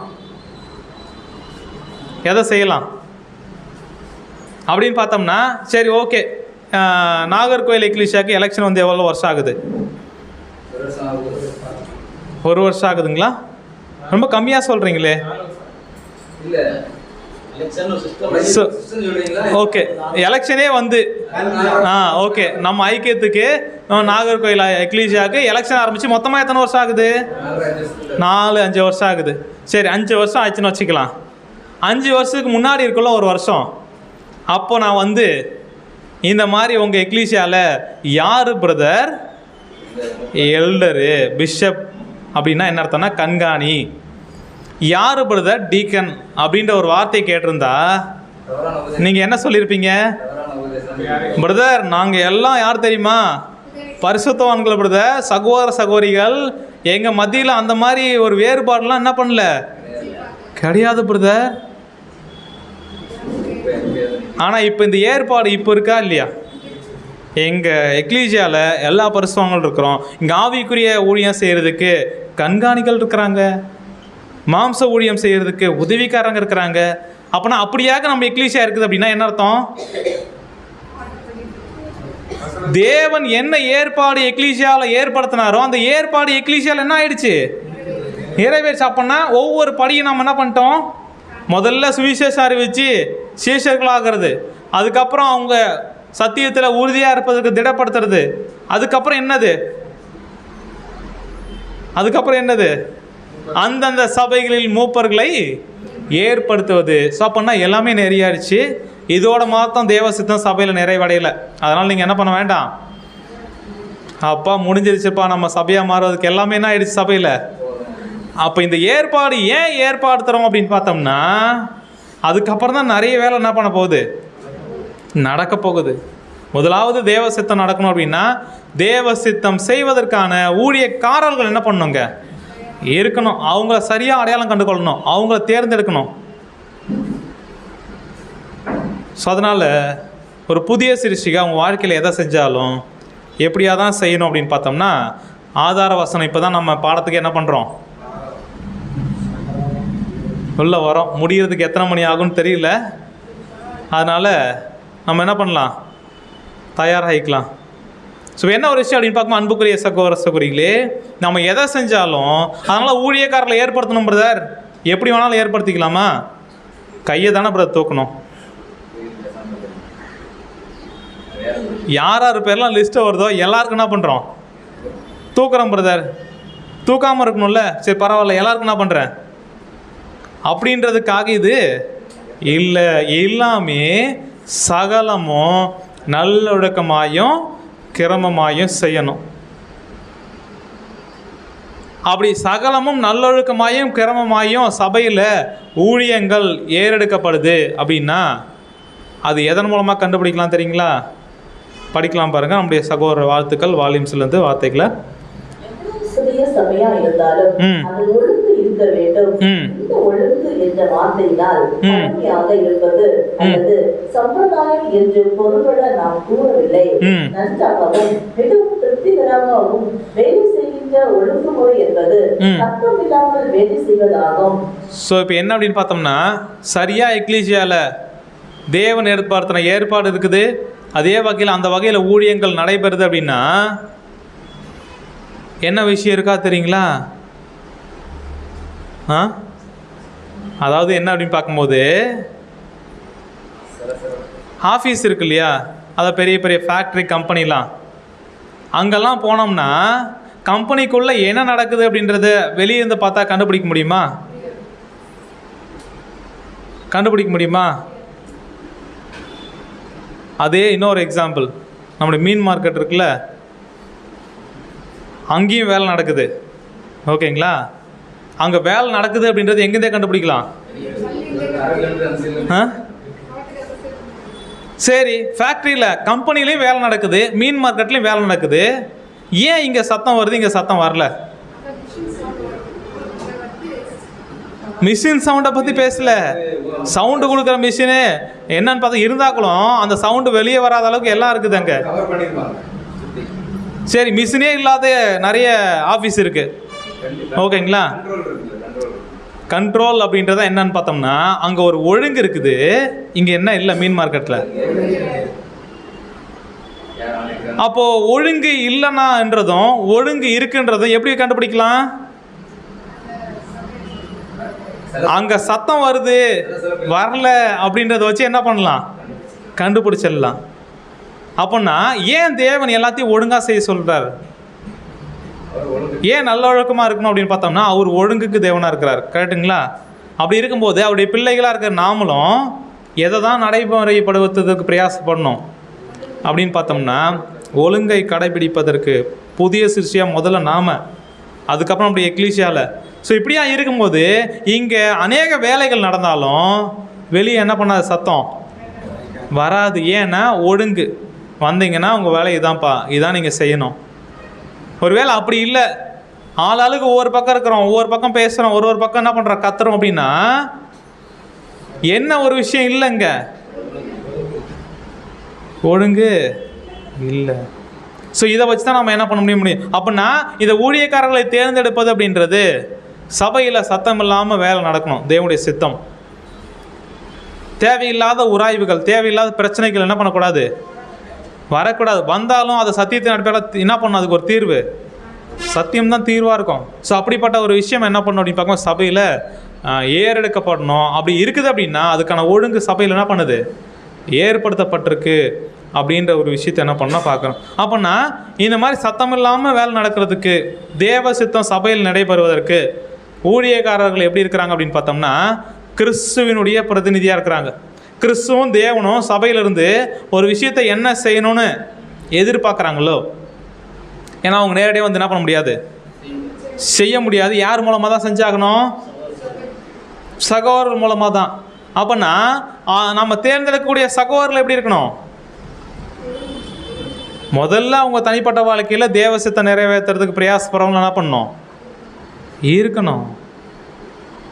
அடுத்து இந்த புது சிருஷ்டி வாழ்க்கையில் அவங்க என்ன பண்ணணும், வளர்ச்சி அடைஞ்சு என்ன பண்ணணும், இருக்கணும். அப்போ இந்த தேவனுடைய சத்தியம் அப்படின்னு சொல்லிட்டு எதெல்லாம் சரின்னு சொல்லுதோ அதை சார்ந்து என்ன பண்ணவங்க இருக்கக்கூடியவங்களாம் என்ன பண்ணணும் அப்படின்னு பார்க்கணும், இருக்கணும். ஸோ அப்படியா பார்க்கும்போது இந்த மாதிரி ஊழியக்காரர்களை நம்ம என்ன பண்ணோம் அப்படின்னு பார்த்தோம்னா ஏற்படுத்தணும். இதுதான் யாருக்கு மிகப்பெரிய ஒரு கடமை, யாருக்கு தேர்ந்தெடுக்கப்படுறாங்கல்ல சகோதரர்கள், அவங்களுக்கு பொறுப்பு கடமை அதிகமாக இருக்கா, இல்லை நம்ம தேர்ந்தெடுக்கிறோம்ல நமக்கு கடமை பொறுப்பு அதிகமாக இருக்கா? பிரதர் கையை தூக்கணும், அதோட முடிஞ்சிச்சு பிரதர் எங்கள் வேலை. அதுக்கப்புறம் என்ன பண்ணோம், எல்லா பொறுப்பு கடமை எல்லாத்தையும் அவங்க தான் என்ன பண்ணோம். ஆக்சுவலி இந்த ஒழுங்குமுறை ஏற்பாடு இருக்கு இல்லையா, இதை சரியாக புரிஞ்சவங்க அதனுடைய பொறுப்பும் கடமைகளையும் ஊழியக்காரர்கள் புரிஞ்சிருப்பாங்க. அதே வகையில் யாரும் புரிஞ்சிருப்பா தெரியுங்களா, சபையில் உள்ள ஒவ்வொரு சகோதர சகோதரிகளும். ஏன் நமக்கு இருக்கணுமா அந்த கடமை பொறுப்பு, இருக்கணுமா இருக்கணுமா? அப்போ இருக்கணும் அப்படின்னா அது எந்த விதத்தில் நம்ம உறுதிப்படுத்தலாம் கண்டிப்பாக நமக்கு இருக்கணும் அப்படின்னு? அப்படி சரி, என்ன விதத்தில் நம்ம உறுதிப்படுத்தலாம் அப்படின்னு பார்க்கும்போது ஓகே பிரதர் கரெக்டு. ஸோ இப்போ எந்த விதத்தில் உறுதிப்படுத்தலாம் அப்படின்னு பார்த்தோம்னா, இங்கே ஊழியக்காரர்களை தேர்ந்தெடுக்கிறது யார் தான், அப்போ தேவ சித்தம் நடக்கணும் அப்படின்னா அந்த சித்தம் செய்வதற்கான வேலைக்காரர்களை ஊழியக்காரர்களை தேர்ந்தெடுக்க வேண்டிய கடமை பொறுப்பு யார்கிட்ட தேவன் கொடுத்துட்டாரு? அப்போ கையை உயர்த்துறோம் அப்படின்னா என்ன அர்த்தம்? சாதாரணமாக இல்லை. அது எதை வெளிக்காமிக்குது அப்படின்னு பார்த்தோம்னா, படிக்கலாம் சிஸ்டர். மேலும் ஆண்டவருடைய நாமத்தினாலும் ஆவியினாலும் மூப்பர்களை ஏற்படுத்தும் போது அது தேவனுடைய விருப்பத்தையும் சித்தத்தையும் வெளிப்படுத்துகிற விதமாக சபைக்கு உள்ள கடமைகளையும் பொறுப்புகளையும் அது வெளிப்படுத்துகிறது. அதாவது என்ன அப்படின்னு பார்க்கணும், இப்படியாக மூப்பர்களை ஊழியக்காரர்கள் நம்ம ஏற்படுத்துறது எதை வெளிக்காமிக்குது அப்படின்னு பார்த்தோம்னா, அது தேவனுடைய விருப்பத்தை என்ன பண்ணுது? வெளிப்படுத்துகிற விதமாக அந்த விருப்பத்தையும் தேவனுடைய சித்தத்தையும் வெளிக்காமிக்கிற பொறுப்பு யார் கையில் கொடுத்துட்டார் தேவன்? இப்போ யார் கையில் கொடுத்துட்டார்? ஞானஸ்தானம் எடுத்து தேவன்கிட்ட அர்ப்பணிச்சுக்கிற ஒவ்வொரு பிள்ளைகள் கையிலும் என்ன கொடுத்துருக்கா தேவன்? அப்போ அந்த பொறுப்பு வாங்கிட்டு அந்த பொறுப்பை பற்றினுடைய மேன்மை, அதனுடைய கடமை பற்றின அதனுடைய சாராம்சம் இது புரியாமல் இருக்கலாமா சபையார்? அப்போனா இது எதை வெளிக்காமிக்குது அப்படின்னு பார்த்தோம்னா, சபைக்கு உள்ள கடமையும் பொறுப்பையும் அது என்ன பண்ணுது? நினைப்பூட்டுது. என்ன கடமை சபைக்கு இருக்குது, பொறுப்பு இருக்குது? என்ன இருக்குது சபைக்கு கடமை பொறுப்பு அப்படின்னா என்ன இருக்குன்னு கேட்குறேன். என்ன இருக்கு அப்படின்னு பார்த்தோம்னா, தேவ சித்தம் சபையில் வெளிப்படணுமா? தேவனுடைய விருப்பம் சபையில் நடக்கணுமா? அப்போ அந்த விருப்பம் அந்த சித்தம் நடைபெறுவதற்கு இல்லை நடைபெறாமல் போவதற்கான வாய்ப்பு யார் மூலமாக இருக்குது?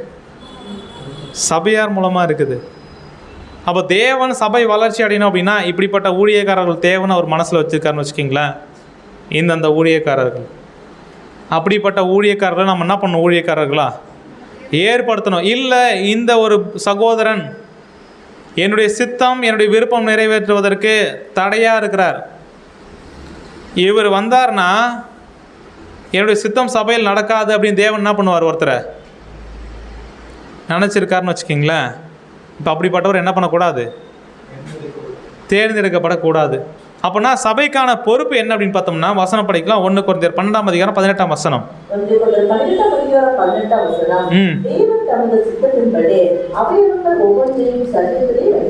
தேவன் என்ன பண்ணியிருக்காருன்னா, அவருடைய சித்தத்தின் பிரகாரம் ஒவ்வொரு அவயவங்களை சரீரத்தில் என்ன பண்ணியிருக்காரு? கிறிஸ்துவ சரீரத்தில் வச்சிருக்கிறாரு. இப்போ அவர் வச்சிருந்தாலும் அங்கே எந்த அவயம் எந்த வேலை செய்யணும் அப்படின்ற அந்த கடமையும் பொறுப்பையும் யார் கையில் கொடுத்துட்டாரு? இப்போ யார் கையில் கொடுத்துருக்கிறாரு? இப்போ என்ன ஒரு விஷயம் அப்படின்னு பார்க்கும்போது, சபையில் ஒரு சகோதரன் வாயாக இருந்து இல்லை கண்ணாக இருந்து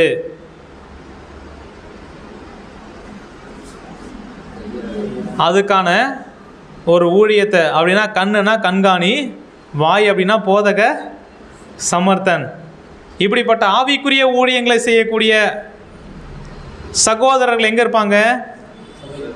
சபையில் இருப்பாங்க. அப்படிப்பட்டவங்க அந்த அவயமாக இருந்து செயல்பட்டால் என்ன பண்ண முடியும்? சபையானது வளர்ச்சி அடைய முடியும். கரெக்டுங்களா? ஒருவேளை அப்படிப்பட்ட சகோதரர்களை நம்ம தேர்ந்தெடுக்காமல் விட்டுறோம் அப்படின்னா என்ன அர்த்தம்? என்ன ஆகும்? அதுக்கான ஊழியம் என்ன பண்ணாது? சபையில் சரியாக நிறைவேறாது. அப்போனா அதே வகையில் ஒரு சகோதரன் வந்து கையாகவும் காலாகவும் தான் அவரால் செயல்பட முடியும். அப்படின்னா என்ன அர்த்தம்? பூமிக்குரிய வேலையை என்ன பண்ணுவார்? நல்லா செய்வார். இப்போ அப்படிப்பட்ட ஒரு சகோதரன் அந்த ஊழியத்துக்காக நம்ம என்ன பண்ணணும்? ஏற்படுத்தணும். அதனால் வந்து நல்லா வேலை செய்கிறாங்க பிரதர், நல்லா பேசுகிறாங்க பிரதர், இதோட முடிஞ்சிச்சா? அதோட முடியல அப்படின்றதுக்கான ஆதாரம் என்ன அப்படின்னு பார்த்தோம்னா, இந்த ஒரு சப்ஜெக்டும் இன்னையோட என்ன பண்ணல, முடியல. இன்றைக்கி ஒரு இன்ட்ரோடக்ஷன் தான் நம்ம பார்த்துட்ருக்குறோம். வருகிற வாரங்களில் நம்ம என்ன பண்ண போகிறோம்? எல்லாத்தையும் டீட்டெயில்டாக படித்து தான் தெளிவாக முடிவெடுக்க போகிறோம். அப்போனா இப்போது கையாகவும் காலாகவும் இருக்கிற சகோதரரை வாயாகவும் கண்ணாகவும் வச்சா நல்லா இருக்குமா? ஏன்னா அவங்களுக்கு அந்த ஊழியம் என்ன பண்ணாது? வராது. ஒருவேளை கண்ணாகவும் வாயாகவும் இருக்கிறாங்க அப்படின்னா அவங்கள காலாகவும் கையாகவும் வச்சு அப்படின்னா என்ன அர்த்தம்? என்ன பேசணும் புரியுதுங்களா? ஓகே. என்ன அப்படின்னு பார்த்தோம்னா, ஆவிக்குரிய ஊழியம் செய்கிறவங்கள மாம்சீக ஊழியம் செய்வதற்காக ஏற்படுத்துறது, மாம்ச ஊழியம் செய்கிறவங்கள ஆவிக்குரிய ஊழியம் செய்கிறதுக்காக ஏற்படுத்துறது. இப்படி ஏற்படுத்தினா தேவசத்தம் நடக்குமா சபையில்? அப்போனா ஆவிக்குரிய ஊழியம் செய்கிறவங்கள நம்ம டீக்கனாக வைக்கிறோம் அப்படின்னா என்னாகும்? ஆவிக்குரிய ஊழியம் நடைபெறாது. ஒருவேளை பூமிக்குரிய ஊழியம் செய்கிறாங்கல்ல, அப்படிப்பட்ட ஊழியத்துக்காக நம்ம ஆவிக்குரிய ஊழியங்களை ஏற்படுத்துறதும், ஆவிக்குரிய ஊழியம் செய்கிறவங்கள பூமிக்குரிய விஷயத்துக்கு ஏற்படுத்துறதும் ரெண்டும் மாற்றி மாற்றி அதே வகையில் என்ன அப்படின்னு பார்க்கும்போது இங்கே என்ன ரொம்ப முக்கியமானது அப்படின்னு பார்த்தோம்னா, பூமிக்குரிய வேலைகளை எல்லாருமே நல்லா என்ன பண்ணுவாங்க? செய்வாங்க. இப்போ இந்த சபையினுடைய முக்கியமான ஒரு நோக்கம் என்ன அப்படின்னு பார்க்கும்போது, தேவ சித்தம் அப்படின்றது மூப்பர்களை ஞானமாக என்ன பண்ணணும்? தேர்ந்தெடுக்கணும் அப்படின்றது தான். அப்போனா மூப்பர்களை தேர்ந்தெடுக்கும் போது அதிக கவனம் நம்ம என்ன பண்ணணும்? கொடுக்கணும். ஏன் அப்படின்னா ஆவிக்குரிய வளர்ச்சி அப்போ தான் சபையில் என்ன பண்ணப்படும்? வெளிப்படும், காணப்படும். அதன் மூலமாக தான் சபை என்ன பண்ணப்படும்? அடுத்து ஆவிக்குரிய எல்லா ஆசீர்வாதமும் பெற்றுக்கொள்றதுக்கு வழி நடத்தப்படும். அதனால் நம்ம என்ன பண்ணிடக்கூடாது அப்படின்னு பார்க்கும்போது, ஆவிக்குரிய ஊழியம் செய்கிற சகோதரர், அதாவது மூப்பர்கள், கண்காணிகள், இப்படிப்பட்டவங்களை நம்ம என்ன பண்ணிடக்கூடாது அப்படின்னு பார்க்கும்போது, சரியான நபர்கள் நம்ம என்ன பண்ணணும்? தேர்ந்தெடுக்கணும். ஒருவேளை பொருத்தம் இல்லாமல் இருக்கிறாங்கன்னா அவங்கள என்ன பண்ணக்கூடாது? தேர்ந்தெடுக்கக்கூடாது அப்படின்ற ஒரு விஷயத்தை நம்ம புரிஞ்சுக்கலாம். ஸோ அப்படியே பார்க்கும்போது இந்த ஆவிக்குரிய அனுக்கிரகம் எல்லாருக்கும் ஒரே ஒரு விதமாக என்ன பண்ணல அப்படின்னு பார்க்கும்போது வரங்கள் கொடுக்கப்படல. அப்போனா அந்த தாளந்து உள்ள சகோதரர் இருக்கிறாங்க அப்படின்னா அப்படிப்பட்டவங்க என்ன பண்ணோம்? இல்லை அந்த தாளந்தே இல்லை பிரதர், நாங்கள் என்ன பண்ணுவோம்? சபைக்கு எங்களுக்கு பிடிக்கும்ன்றதுக்காக ஏற்படுத்திக்குவோம் பிரதர். நல்லா இருக்குமா அது? ஸோ அப்படியா பார்க்கும்போது அன்புக்குரிய சகோதர சகோதரிகளே, நாம் கைகளை உயர்த்துவது அப்படின்றது எதை வெளி காமிக்குது அப்படின்னு பார்த்தோம்னா, இந்த சகோதரன் எங்களுடைய சபையில் ஆவிக்குரிய ஊழியம் புரிவதற்காக தேவன் விருப்பமுள்ளவராக சித்தமுள்ளவராக இருக்கிறார் பிரதர், அதனால் நாங்கள் என்ன பண்ணுறோம்?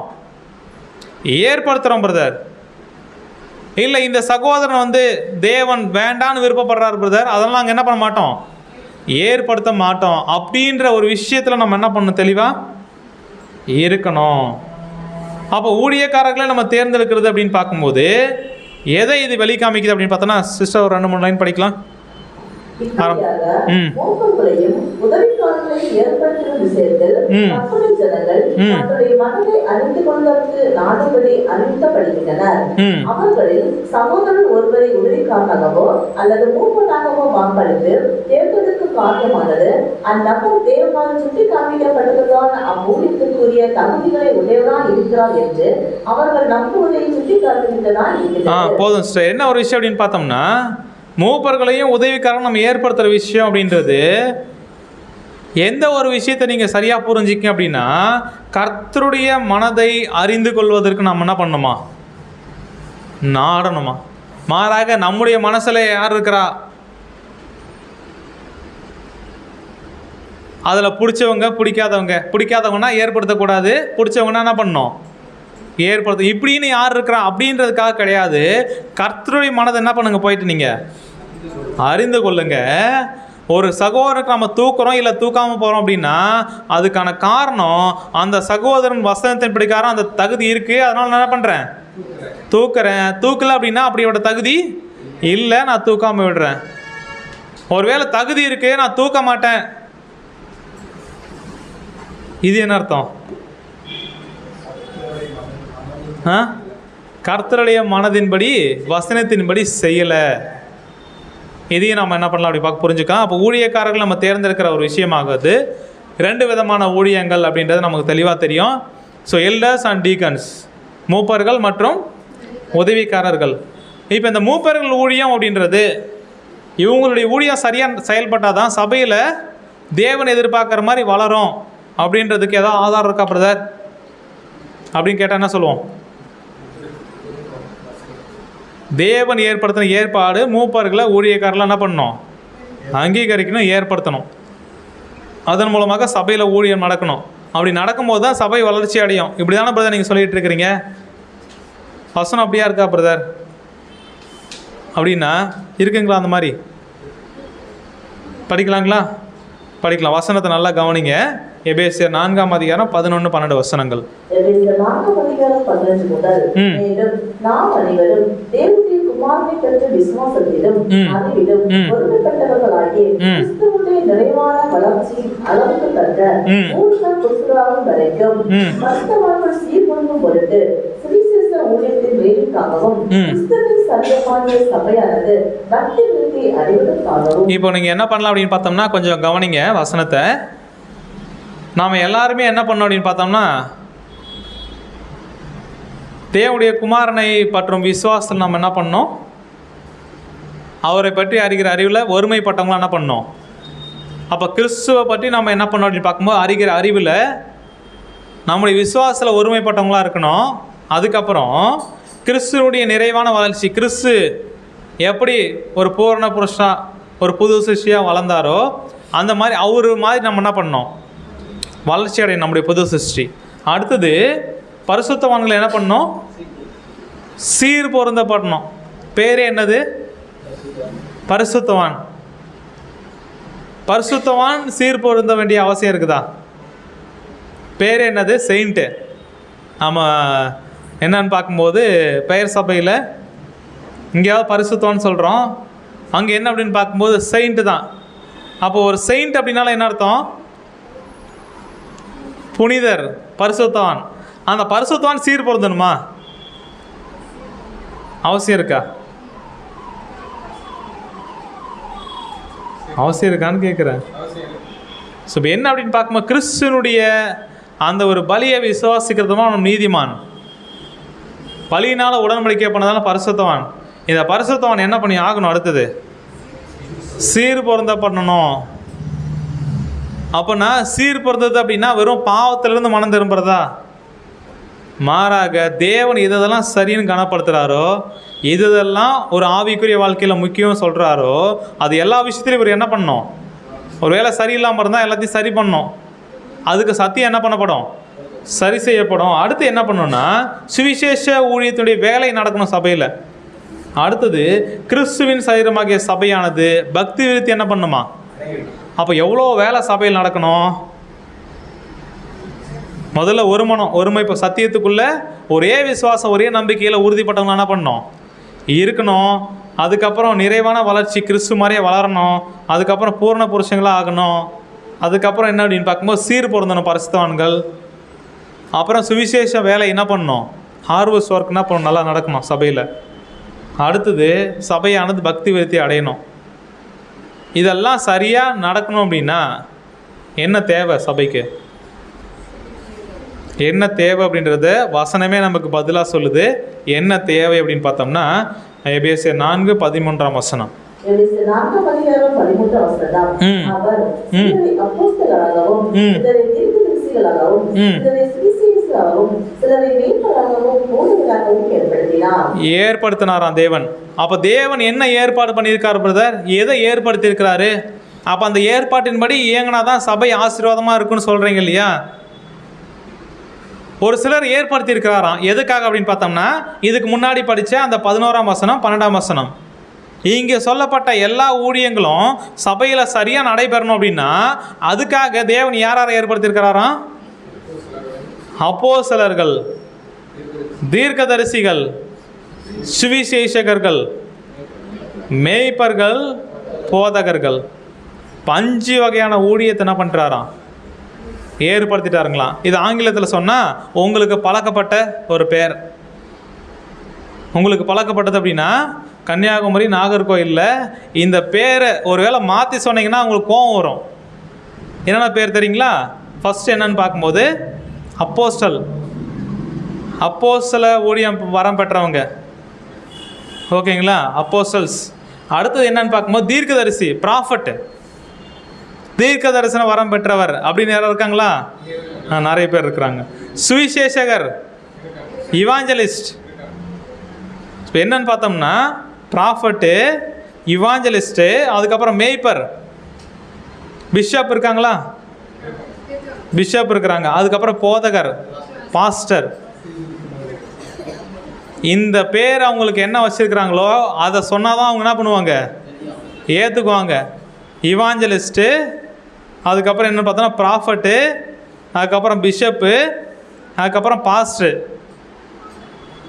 நிறைய பேர் ஆனால் அப்போஸ்தலன் சொல்கிறதுக்கு விருப்பப்படலை, ஆனால் இருக்காங்க நிறைய கொஞ்சம் பேர்.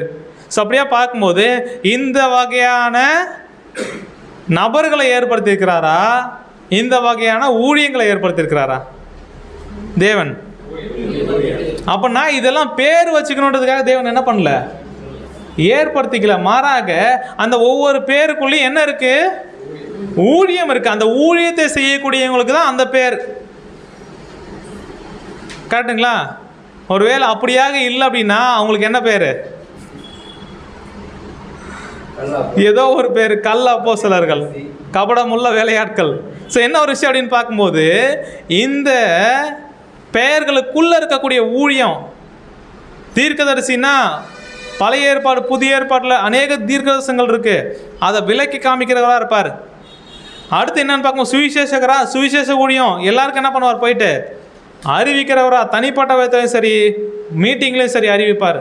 அடுத்து மேய்ப்பர் ஊழியம், வீடு வீடாக போயிட்டு என்ன பண்ணுவார், ஒவ்வொரு ஆடும் எப்படி இருக்குது, என்ன வியாதி இருக்குது, இல்லை எப்படிப்பட்ட சாப்பாடு போடலாம், எப்படி இன்னும் ஆவிக்குரிய ஆகாரம் கொடுத்து இந்த ஒரு ஆடை வளர்க்குறது, இப்படின்ற ஒரு ரொம்ப கண்ணுக்கு பண்ணுவார், கண்காணிக்கிற வேலையை செய்கிறவராக இருப்பார். போதகர் அப்படின்னா போதகம் என்ன பண்ணுவார், சபைக்கு தேவையான எல்லா விதமான காலத்துக்கேற்ற சத்தியத்தை என்ன பண்ணுவார், போதிக்கிறவரா, குணலட்சணம் சரி எல்லா விதத்திலையும் என்ன பண்ணுவார் அப்படின்னு பார்க்க வழி நடத்துவார். ஸோ இப்படிப்பட்ட ஊழியம் எல்லாருக்குமே, இதில் இருக்கிற எல்லா ஊழியமும் வருமா அப்படின்னு நம்ம என்ன பண்ண வேண்டாம். இதில் ஏதோ ஒரு விஷயம், அதுவும் இங்கே இருக்கிற சகோதரர் மத்தியில் நாம் என்ன பண்ண வேண்டாம், வெளியிலலாம் இருக்கிறாங்க பிரதர், இங்கே அது மாதிரி யாரும் இல்லை, என்ன பண்ண மாட்டோம் அப்படின்னு யோசிக்க வேண்டாம். இங்கே நம்ம மத்தியில், இங்கே நாகர்கோவில் எக்லீசியா எலெக்ஷன் அப்படின்னா நாகர்கோயிலில் இந்த வகையான ஊழியம் செய்கிறதுல யார் பெஸ்ட்டாக இருப்பாங்க, வித் கேரக்டர், அது ரொம்ப முக்கியம். இது என்னன்னு பார்த்தா விசேஷித்த தகுதி, ஸ்பெஷல் பிளஸ்ஸிங், இதெல்லாம் ஸ்பெஷல் குவாலிஃபிகேஷன், இதெல்லாம் அடிப்படையான குவாலிஃபிகேஷன் அப்படின்றது கேரக்டர். இது ரெண்டும் இருக்கும்போது நம்ம என்ன பண்ணலாம்னா, ஊழியக்காரர்கள் நம்ம என்ன பண்ணலாம், முன்மொழியெல்லாம் சபைக்கு அடுத்து என்ன பண்ணலாம், ஏற்படுத்திக்கும் செய்யலாம். சபைக்கு இந்த வர முழு அதிகாரத்தையும் பொறுப்பையும் கடமையும் இயேசு கிறிஸ்து என்ன பண்ணிட்டாரு, கொடுத்துட்டார். அப்போ இந்த அதிகாரத்தை நம்ம சரியாக பயன்படுத்தணும், இந்த ஒரு கடமையை சரியாக உணர்ந்து செயல்படணும் அப்படின்னா எப்படிப்பட்ட ஊழியக்காரங்களை தேர்ந்தெடுக்கலாம் அப்படின்றதுக்கு ஒரு 2-3 பாயிண்ட் பார்த்து நம்ம சப்ஜெக்ட் முடிக்கலாம். ஸோ முதலாவது, இந்த வகையான ஊழியங்களை ஏறெடுக்கணும் சபையில் அப்படின்னா யாரை வேணால் ஏற்படுத்தலாமா? சகோதரர்கள் எல்லாமே நல்ல சகோதரர்கள் பிரதர், எந்த பிரச்சனையுமே பண்ண மாட்டாங்க, அதனால் எதுக்கு ஓர வஞ்சனை பண்ணிக்கிட்டு பச்சை பாதம் பார்த்துக்கிட்டு எல்லாரையும் நாமினேட் பண்ணுறோம் பிரதர், எல்லாரையும் என்ன பண்ணுறோம். ஒருவேளை எல்லாரையும் அப்படின்னம்னா தேவன் எல்லாரையும் என்ன பண்ணல, இப்படியா ஏற்படுத்தலை. அதுக்கான தகுதியும் அதுக்கான திறமையும் தேவைப்படுது. அப்படி யார் இருக்கிறாங்களோ அப்படிப்பட்டவங்களுக்கு தான் தீத்து நிருபமாகட்டும், தீமத்தை நிருபமாகட்டும், ஏன் மூப்பர்கள் உதவிக்காரர்கள் அப்படின்னு சொல்லும்போது தகுதியை கொடுத்துருக்குறாங்க. எல்லாரையும் ஏற்படுத்த சொல்லியிருக்கலாம் இல்லையா, ஏன் அதுவும் 1-2 சொல்லியிருக்கிறாங்க.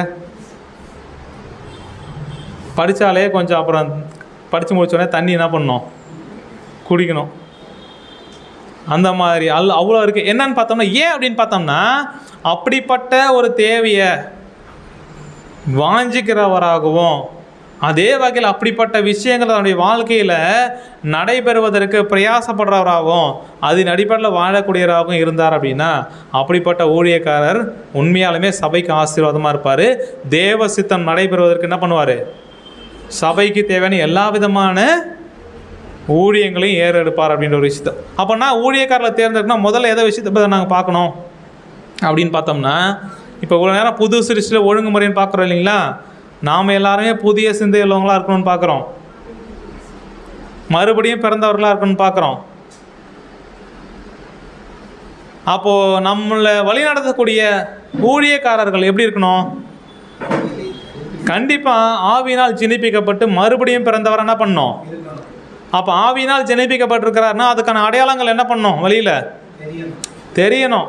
ஃபஸ்ட்டு சகோதரர் என்ன சொல்கிறாங்க அப்படின்னு பார்க்கும்போது, நம்ம ஏற்படுத்தக்கூடியவர் உதவிக்காரராகட்டும் இல்லை மூப்பர்களாகட்டும், 2 பேருமே எப்படிப்பட்டவங்களா இருக்கணும் அப்படின்னு பார்த்தோம்னா, பரிசுத்த ஆவியினால் ஜெனிப்பிக்கப்பட்டு மறுபடியும் பிறந்த புது சிருஷ்டிகளாக இருக்க வேண்டியது அவசியம். ஏன் அப்படின்னு பார்த்தோம்னா, 2 பேருமே ஆவிக்குரிய ஒரு குடும்பத்துக்காக ஊழியம் செய்ய போகிறவங்க. கரெக்டுங்களா? மாம்ச பிரகாரமாக நல்லா வேலை செய்வார் பிரதர், ஆனால் சத்தியத்தின் அடிப்படையில் அவர்கிட்ட எதையுமே என்ன பண்ண முடியாது, எதிர்பார்க்க முடியாது. அப்படின்னா அப்படிப்பட்ட ஊழியக்காரங்க வேணுமா? இந்த வேலை அப்படின்றது மாம்ச பிரகாரமான ஒரு ஊழியத்தை மாத்திரம் செய்கிறதாக இல்லை, மாறாக ஆவிக்குரியவங்களுக்கு செய்கிற ஊழியம் அது. என்னதான் பூமிக்குரிய வேலையை உதவிக்காரர் செஞ்சாலும் அவர் ஒரு ஆவிக்குரிய சகோதரனா கண்டிப்பாக என்ன பண்ணணும், இருக்கணும் அப்படின்ற ஒரு விஷயத்தை பார்க்குறோம். ஸோ அடுத்த 2வது விஷயம் என்னன்னு பார்க்கும்போது, ஊழியத்தினுடைய ஆவி அவருக்குள்ள என்ன பண்ணணும், வெளிப்படணும். இந்த எந்த வகையான ஊழியத்துக்கு நம்ம ஏற்படுத்த போகிறோமோ அந்த ஊழியம் செய்கிறதுக்கான விருப்பமும் வாஞ்சியும், அதுக்காக தன்னை தியாகம் பண்ணுறதுக்கு விருப்பமுள்ளவர் என்ன பண்ணவர் இருக்கணும். இதை நம்ம என்ன பண்ணோம் அப்படின்னு பார்க்கும்போது கண்டிப்பாக என்ன பண்ணோம் அப்படின்னு பார்த்தோம்னா பார்க்கணும். அப்படிப்பட்டவங்கள தான் முன்மொழியணும், அப்படிப்பட்டவங்கள என்ன பண்ணணும் வழிமொழியணும், அப்படிப்பட்டவங்கள தான் ஊழியக்காரர்கள் என்ன பண்ணணும் தேர்ந்தெடுக்கவும் செய்யணும். ஸோ இந்த ஊழியத்தின் ஆவி அப்படின்றது, ஒருத்தர் சத்தியத்தை தெளிவாக புரிஞ்சுக்கிட்டு ஆவியினால் ஒருத்தர் ஜெனிப்பிக்கப்பட்டிருக்கிறார், பரிசுத்த ஆவியை பெற்றுக்கொள்கிறார் அப்படின்னா அடுத்து அவர்கிட்ட எப்படிப்பட்ட விஷயம் வெளிப்படும் தெரியுங்களா? நம்முடைய ஆண்டவராகிய இயேசு கிறிஸ்து கிட்ட வெளிப்பட்ட அதே விஷயம் என்னன்னு பார்த்தோம்னா, கர்த்தருடைய ஆவி என் மேலே இருக்குது, அதனால் நான் சிறுமைப்பட்டவர்களுக்கு சுவிசேஷத்தை அறிவிக்கிறேன், இருதயம் நொறுங்குண்டவர்களுக்கு, சிறைப்பட்டவர்களுக்கு கட்டுணர்வு கட்டவைகள் என்ன பண்ணுறேன். அது தேவனுடைய ஆவி அவருக்குள்ளே இருந்ததுனால கிறிஸ்து எப்படி அது இருந்ததுன்றதை வெளிக்காமிச்சிருக்கிறாருன்னு பார்த்தோம்னா, ஊழியங்களை ஏறெடுப்பது நிமித்தமாக. அப்போனா தேவனுடைய ஆவி ஒருத்தருக்குள்ளே இருக்குது அப்படின்னா அவங்க சும்மா என்ன பண்ண மாட்டாங்க, இருக்க மாட்டாங்க. அது என்ன ஆவியாக வெளிப்படும் அப்படின்னு பார்த்தோம்னா, ஏதோ ஒரு வகையில் சத்தியத்தில் இருக்கக்கூடிய சகோதர சகோதரர்களுக்கு ஊழியம் என்ன பண்ணணும் செய்யணுன்ற அந்த ஊழியத்தின் ஆவியாக வெளிப்படும். ஒருவேளை அப்படிப்பட்ட ஊழியத்தின் ஆவி இல்லை பிரதர், ஒருத்தர் அதுக்கான விருப்பமும் வாஞ்சையும் இல்லை, நாங்கள் என்ன பண்ணுறோம் ஊழியக்காரராக ஏற்படுத்திக்கிறோம் அப்படின்னா தேவன் அதை விரும்புவாரா? அவருக்கு வேறு விதத்தெல்லாம் இன்ட்ரெஸ்ட் இருக்குது. உலக பிரகாரமான வேலை, குடும்பம், இப்படிப்பட்ட விஷயத்தெல்லாம் என்ன பண்ணுவார், ரொம்ப அக்கறை காமிப்பார். ஆனால் புது சிருஷ்டிக்கு ஊழியம் செய்கிறது, ஏன்னா இதுக்கு எந்த பலனுமே கிடைக்காது, எல்லாத்தையுமே தியாகம் பண்ணணும், இருக்கிறது என்ன பண்ணணும்.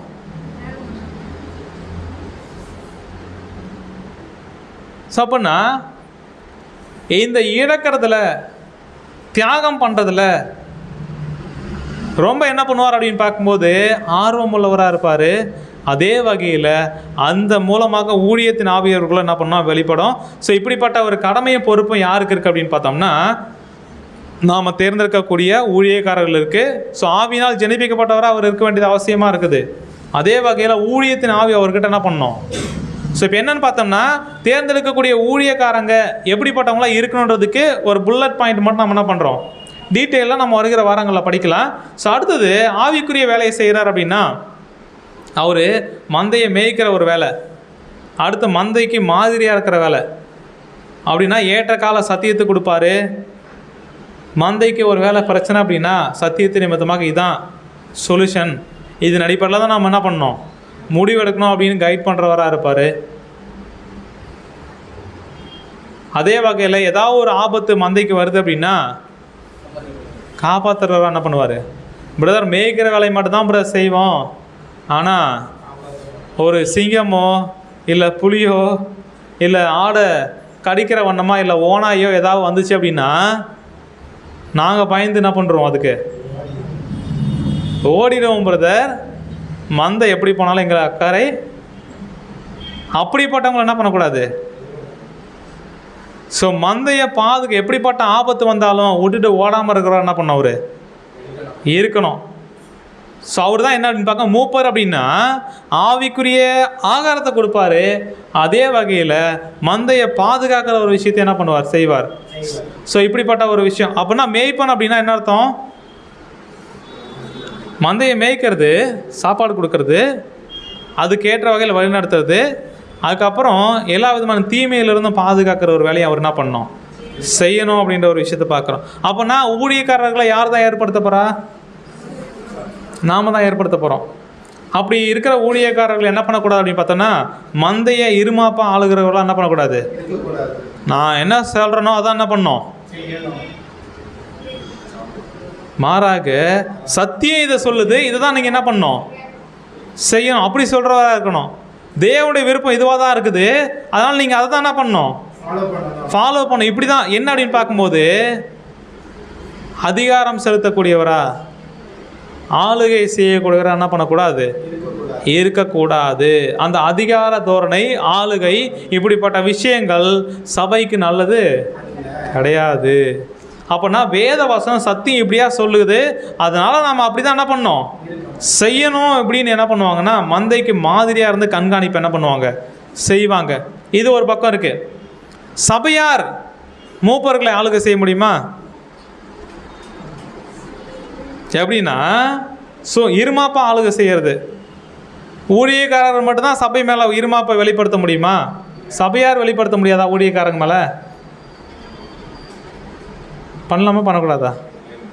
பிரதர், நாங்கள் தான் கை தூக்கி இருக்கிறோம், அதனால் நீங்கள் என்ன பண்ணோம், நாங்கள் என்ன சொல்கிறோமோ அதான் செய்யணும். ஒரு வேளை இதுக்கு மாறாக நீங்கள் செயல்படுற பட்சத்தில் அடுத்த வருஷம் என்ன பண்ண மாட்டோம். அப்போ நான் கையை தூக்கணும் அப்படின்னா நீங்கள் என்ன பண்ணணும், நான் சொல்கிறது செய்யணும். இது என்ன தெரியுங்களா, இது சபை இருமாப்பா ஊழியக்காரங்களை ஆளுகை செய்கிறது. இப்படி இருக்கும்போது உண்மையாக அந்த ஊழியத்தை ஒருவேளை சகோதரர்கள் ஏற்கெடுக்கிறாங்க அப்படின்னா அவங்க என்ன பண்ணுவாங்க தெரியுங்களா, என்ன பண்ணுவாங்க அப்படின்னு பார்க்கும்போது படிக்கலாம். எபிரேயர் 13ஆம் அதிகாரம் 17ஆம் வசனம். எபிரேயர் 13ஆம் அதிகாரம் 17ஆம் வசனம். இப்படி நடத்துகிறவர்கள் உங்கள் ஆத்துமாக்களுக்காக உத்தரவாதம் பண்ணுகிறவர்களாய் விழித்திருக்கிறவர்கள் ஆனபடியால் அவர்கள் துக்கத்தோடு அல்ல சந்தோஷத்தோடு அதை செய்யும்படி. இப்போ பாருங்க, இப்போ என்ன ஒரு விஷயம் அப்படின்னு பார்த்தோம்னா, உண்மையாலுமே நாம் ஏற்படுத்த அந்த ஊழியத்தை செய்யறதுக்கு ரொம்ப பிரயாசப்படுறாங்கன்னு வச்சுக்கிங்களேன். அதுக்காக ரொம்ப என்ன பண்ணுறாங்க, ரிஸ்க் எடுக்கிறாங்க. அப்படிப்பட்டவங்களுக்கு போயிட்டு நாங்கள் செய்யறதான் சொல்லணும், இல்லை ஒரு வேளை அதுக்கு மாறாக இருக்கிற பட்சத்தில் நாங்கள் இப்படி அப்படிலாம் என்ன பண்ணுவோம், உங்களுக்கு தடையாக இருப்போம் அப்படின்னம்னா அவங்க என்ன பண்ணுவாங்க, அவங்க தேவ சித்தம் செய்கிறதுக்காக என்ன பண்ணுறாங்க அப்படின்னு பார்க்கும்போது ஒரு சில விஷயத்தில் உறுதியாக இருக்கிறாங்க. நம்முடைய சித்தம் செய்கிறதுக்காக அவங்க ஏற்படுத்தணுமா, முதல்ல நம்ம அதை தெளிவாக புரிஞ்சுக்கலாம். சபை இருமாப்பாக ஊழியக்காரர்களை ஆளுகை செய்யக்கூடாது அப்படின்னா முதல்ல அவங்களை ஏற்படுத்தின நோக்கம் என்ன, நம்முடைய விருப்பம் நிறைவேற்றுறதுக்கா, தேவனுடைய சித்தம் நிறைவேறதுக்காக ஏற்படுத்தியிருக்கிறோம். அப்படியாக தேவ சித்தம் உட்பட்டு அவங்க எடுக்கக்கூடிய முடிவுகளுக்கு யார் கீழ்ப்படியணும், பிரதர் நாங்கள் ஏற்படுத்தணும், எங்களுக்கு தான் பிரதர் அவங்க என்ன பண்ணணும், கீழ்ப்படியணும். வசனம் படிக்கலாம் பாருங்க, மீதி பாகத்தை.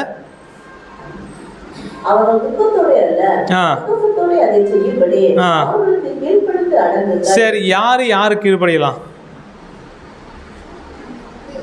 ஊழியத்துக்காக ஏற்படுத்தப்பட்டவர்களா இல்லை அந்த ஊழியத்துக்கு ஏற்படுத்தினவங்களா, யார் கீழ்ப்படுகிறது? இப்போ என்ன ஒரு விஷயம் அப்படின்னு பார்க்கும்போது இவங்க சரியான நபர்கள், ஆவிக்குரிய பிரகாரம் எங்களை வழிநடத்துவாங்க அப்படின்னு தேவனுடைய சித்தத்துக்கு உட்பட்டு நம்ம ஏற்படுத்தினோம் இல்லையா. அப்போ ஏற்படுத்தின பிறகு தேவ சித்தம் இதுதான் அப்படின்னு சொல்லிட்டு சபையில் அவங்க முடிவெடுக்கும் போது என்ன பண்ணணும், சபையார் என்ன பண்ணணும், கோஆப்ரேட் பண்ணணும், கீழ்ப்படியணும். கீழ்ப்படிகிறது அப்படின்னா நான் என்ன சொன்னாலும் நீங்கள் செய்யணும் அப்படின்ற நோக்கத்துக்காக இல்லை, அது தேவனுடைய விருப்பமாக இருக்கிற சபையார் என்ன பண்ணோம். ஒரு வேளை அப்படியா சபையார் எல்லாருமே இருக்கிறோன்னு வச்சுக்கிங்களேன், அவங்க என்ன பண்ண மாட்டாங்க அப்படின்னு பார்த்தோம்னா துக்கத்தோடு அந்த வேலையை என்ன பண்ண மாட்டாங்க, செய்ய மாட்டாங்க. மாறாக சந்தோஷத்தோடு என்ன பண்ணுவாங்க, இன்னும் சபைக்காக தியாகம் பண்ணோம், இன்னும் நாங்கள் என்ன பண்ணுறோம், எங்களோட ஜீவனையும் என்ன பண்ணுறோம், தியாகம் பண்ணுறோம். இப்படி என்ன பண்ணுவோம், சந்தோஷத்தோடு செய்வாங்க. ஒரு வேளை அதுக்கு எதிராக செயல்படுறோம் அப்படின்னா என்ன பண்ணுவாங்க, அவங்க துக்கத்தோடு வேறு வழி இல்லாமல் ஸோ அப்படியும் என்ன பண்ணக்கூடாது அப்படின்னு பார்க்கும்போது சபையார் என்ன பண்ணக்கூடாது.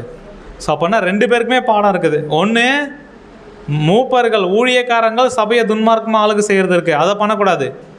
சபையை அடுத்து துன்மார்க்கமாக ஆளுகை செய்யும் ஊழியக்காரங்களை, அதுவும் என்ன பண்ணக்கூடாது, செய்யக்கூடாது. ஸோ அப்படியா பார்க்கும்போது தேவ சித்தம் எதுவோ அதுக்கு எல்லாருமே என்ன பண்ணணும், விருப்பம் இருக்க பட்சத்தில் எல்லாருமே என்ன பண்ணணும் அப்படின்னு பார்த்தோம்னா தேவனுடைய விருப்பத்துக்கும் சித்தத்துக்கும் நம்ம கீழ்ப்படுகிறவங்களா இருக்கணும் அப்படின்றத பார்க்குறோம். ஸோ அப்படியா பார்த்தோம்னா இந்த மூப்பர்கள் உதவிக்காரர்கள் இவங்களை ஏற்படுத்துகிறத ஒரு விஷயத்த நம்ம தெளிவாக புரிஞ்சுக்கணும். என்ன புரிஞ்சுக்கணும் அப்படின்னா 2 பேருமே ஊழியம் செய்கிறதுக்கு நேரத்தை கொடுக்கக்கூடியவங்களாக இருக்கணும். பிரதர் நல்ல பிரதர் தாழ்ந்து இருக்கு பிரதர், ஆனால் எக்லீஷாவுக்கு எப்போமா தான் என்ன பண்ணுவார், வருவார். அதுக்கான நேரத்தை அவரால் என்ன பண்ண முடியாது, சரியாக கொடுக்க முடியாது. இப்படிப்பட்டவங்க நம்ம ஏற்படுத்தலாமா? என்னதான் நல்ல சகோதரனாக இருந்தாலும், என்னதான் அந்த தாளந்தும் திறமையும் பெற்றிருந்தாலும், அந்த ஊழியம் எப்போ தேவைப்படுதோ அப்போ அவரால் செய்ய முடியல, அதுக்கு நேரம் கொடுக்க முடியாதவராக இருக்கிறாருன்னா அவரை ஏற்படுத்த வேண்டிய அவசியம் நமக்கு இல்லை. அப்படின்னா எந்த விஷயத்தை கவனிக்கணும் அப்படின்னு பார்த்தோம்னா, ஒருவேளை அந்த ஜீவியத்தினுடைய விஷயத்தில் ரொம்ப பாரம் அடைஞ்சிருக்கிறாங்க, பூமிக்குரிய குடும்பம், வேலை, அதுக்கப்புறம் வந்துட்டு என்னென்னு பார்க்கும்போது அவர் தனிப்பட்ட விருப்பம் செய்கிறது, இதுலேயே அவங்களுடைய இருதயம் பாரமாக இருக்குன்னா அந்த பாரத்தோடய அவங்க என்ன பண்ணிட்டோம், இருந்துக்கிட்டோம். இங்கே யாருக்கான பாரம் அப்படின்னு பார்க்கும்போது தேவனுடைய சித்தம் குறித்ததும் சபையினுடைய பாரத்தை குறித்தும் சபையினுடைய ஆவிக்குரிய வளர்ச்சியை குறித்தும் யார் பாரம் அடைஞ்சு இதுக்காக ஜீவ பலியாகிறாங்களோ அப்படிப்பட்டவங்களுடைய ஊழியம் தான் இங்கே தேவை. மாறாக மற்ற விஷயத்தில் பாரம் அடைஞ்சிருக்கிறாங்கன்னா அவங்கள என்ன பண்ணிடலாம், விட்டுடலாம். தேவையில்லாமல் அவங்கள டிஸ்டர்ப் என்ன பண்ண வேண்டாம்.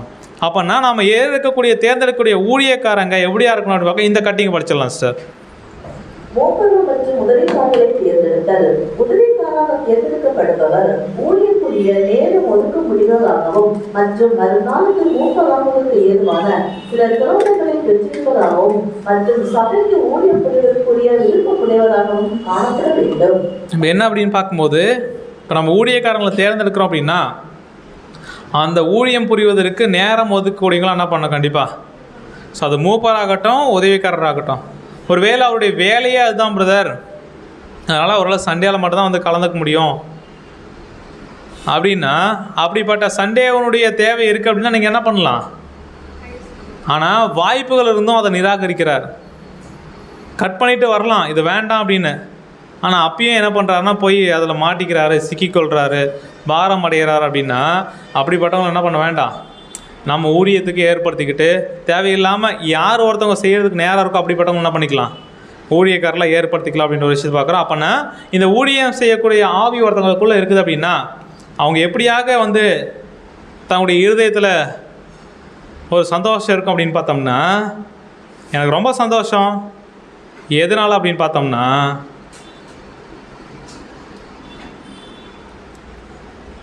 என்னுடைய பிதாவாகிய தேவன் யாவே தேவன் அவருக்காக ஊழியம் செய்வர் தான் என்னுடைய இருதயத்தினுடைய எல்லா வாஞ்சியம், என்னுடைய விருப்பம் எல்லாமே என்ன அப்படின்னு பார்த்தோம்னா I am happy to serve Jehovah God என்னுடைய முழு இருதயத்தோட. ஸோ இப்படிப்பட்ட சிந்தைகளும் நம்ம என்ன பண்ணலாம், ஊழியக்காரங்களாக ஏற்படுத்திக்கலாம் அப்படின்ற ஒரு விஷயத்தை நம்ம பார்க்குறோம். ஸோ அப்படியே பார்க்கும்போது அடுத்து கடைசியாக ஒரு விஷயம் என்னன்னு பார்த்தோம்னா, நாம் ஏற்படுத்தக்கூடிய ஊழியக்காரர்கள் இந்த தெய்வீக ஏற்பாடுக்கு அடிப்படையில் நாம் ஒருத்தவங்களை தேர்ந்தெடுக்கணும் அப்படின்னா அப்படிப்பட்டவங்க கண்டிப்பாக இந்த ஒரு ரிப்போர்ட்டை வாங்கியிருக்கணும். என்ன ரிப்போர்ட் வாங்கக்கூடாது, பேட் ரிப்போர்ட் வாங்கக்கூடாது, குட் ரிப்போர்ட் என்ன பண்ணவங்க தங்களுடைய வாழ்க்கையில் நல்ல சாட்சி உள்ளவங்களாக இருக்கணும்.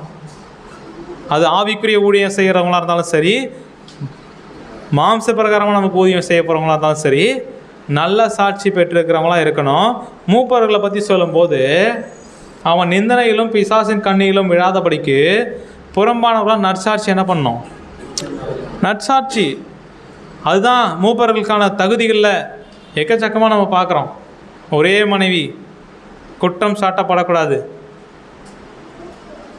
மதுபானம் என்ன பண்ணக்கூடாது, ஸோ இழிவான ஆதாயத்தை என்ன பண்ணக்கூடாது. ஸோ அப்படின்னு பார்த்தோம்னா இப்படிப்பட்ட ஒவ்வொரு கேரக்டரும் ஏன் அப்படின்னு பார்த்தோம்னா நல்ல சாட்சி உள்ள ஒரு வாழ்க்கை என்ன பண்ணணும் இருக்கணும். தன்னுடைய சொந்த குடும்பத்தை என்ன பண்ணணும் நல்லா நடத்தணும். தன்னுடைய சாட்சி மட்டும் பத்தாது, குடும்பத்திலையும் சாட்சியை நிலைநாட்டக்கூடியவராக என்ன பண்ணணும் இருக்கணும். ஸோ அடுத்து உதவிக்காரருக்கு பிரதர் அவங்க பூமிக்குரிய வேலை தான் செய்ய போகிறாங்க, அவங்களுக்கு ஏன் பிரதர் சாட்சி அந்த அளவுக்கு மூப்பர்கள் பார்க்குற மாதிரி பார்க்கணுமா அப்படின்னு பார்த்தோம்னா அப்படிப்பட்டவங்களுக்கும் சாட்சி தேவை. அதன் அடிப்படையில் தான் அந்த ஊழியத்துக்கே ஏற்படுத்தியிருக்கிறாங்க. படிக்கலாம் பாருங்க, அப்போஸ்தலர் 6ஆம் அதிகாரம் 3ஆம் வசனம். அப்போஸ்தலர் 6ஆம் அதிகாரம் 3ஆம் வசனம். ஆதலால் சகோதரரே, பரிசுத்த ஆவியும் ஞானமும் நிறைந்து நற்சாட்சி பெற்றிருக்கின்ற 7 பேரை உங்களில் தெரிந்து கொள்ளுங்கள். அவர்களை இந்த வேலைக்காக ஏற்படுத்துவோம். எந்த வேலைக்காக ஏற்படுத்தினாங்க இது? எந்த வேலைக்கு? அப்போஸ்தலர் 6ஆம் அதிகாரம் எதுக்கு? விதவைகள் சரியாக நியாயம் விசாரிக்கப்படல, ஸ்பந்தி பரிமாறுற வேலையில் பிரச்சனை, அதுக்கு வேலைக்காரங்க தேவை. அப்போனா டீக்கன்ஸ் என்ன பண்ணுறாங்க தேவைப்படுறாங்க. இந்த உதவிக்காரருக்கு எப்படி தேர்ந்தெடுத்துருக்குறாங்க அவங்க? பரிசுத்த ஆவியும் ஞானமும் நிறைந்து அதோடு நிறுத்தலை, நல்ல சாட்சி பெற்றிருக்கிற 7 பேர் என்ன பண்ணுங்க இந்த வேலைக்காக ஏற்படுத்துவோம் அப்படின்ற ஒரு விஷயத்தை என்ன பண்ணுறாங்கன்னா முடிவெடுக்கிறாங்க. அப்போனா தகுதி என்ன பண்ணுறாங்க பார்க்குறாங்க. அதே வகையில் நல்ல சாட்சியுள்ள வாழ்க்கை இருக்கான்றது என்ன பண்ணுறாங்க, அந்த வேலையை செய்கிறதுக்கு திறமை இருக்கா, செய்வாரா செய்ய மாட்டாரான்றதையும் பார்க்குறாங்க. அதே வகையில் நல்ல சாட்சியம் என்ன பண்ணுறாங்க பார்த்து அதன் அடிப்படையில் தான் தேவன் என்ன பண்ணுவார், ஒருத்தரை தன்னுடைய ஊழியக்காரராக அங்கீகரிப்பார். அப்போது தேவ சித்தம் தேவனுடைய விருப்பத்தை நம்ம சபையில் நிலைநாட்டணும் அப்படின்னா நாமளும் எதை தான் வாஞ்சிக்கணும், எதை தான் விரும்பணும் வேலையும் செய்கிறவங்களா இருக்கணும். அதே வகையில் நல்ல சாட்சி பெற்றவங்களாம் என்ன பண்ணணும் இருக்கணும். இது எப்படி அப்படின்றத வருகிற வாரங்கள் நம்ம பாடமாக பார்ப்போம். ஸோ அப்படியே பார்க்கும்போது இந்த எக்லீசியா எலெக்ஷன் அப்படின்றது இது ஒரு தெய்வீக ஏற்பாடு. இந்த ஏற்பாடு நம்முடைய சபையில் சரியாக நடக்கும்போது நம்முடைய சபையானது அதுக்குட்பட்ட எல்லா ஆசீர்வாதங்களும் என்ன பண்ணும், நாளுக்கு நாள் வளரும். அப்படி வளர்றதற்கு தேவையான எல்லா விதமான சத்தியங்களை தேவன் என்ன பண்ணுறாரு நம்ம கொடுக்குறாரு. அதுக்கேற்ற ஊழியக்காரர்களை தேர்ந்தெடுக்க வேண்டிய கடமை பொறுப்பை யார் கொடுத்துட்டார்? அப்படின்னா தேவ சித்தம் சபையில் நடக்கணும் அப்படின்னா அது யார் கையில் இருக்குது? நம்ம கையில் இருக்குது. நம்ம பாடத்தை ஆரம்பித்த மாதிரி யாரால் சபையில் தேவ சித்தம் நிறைவேற்ற முடியும்?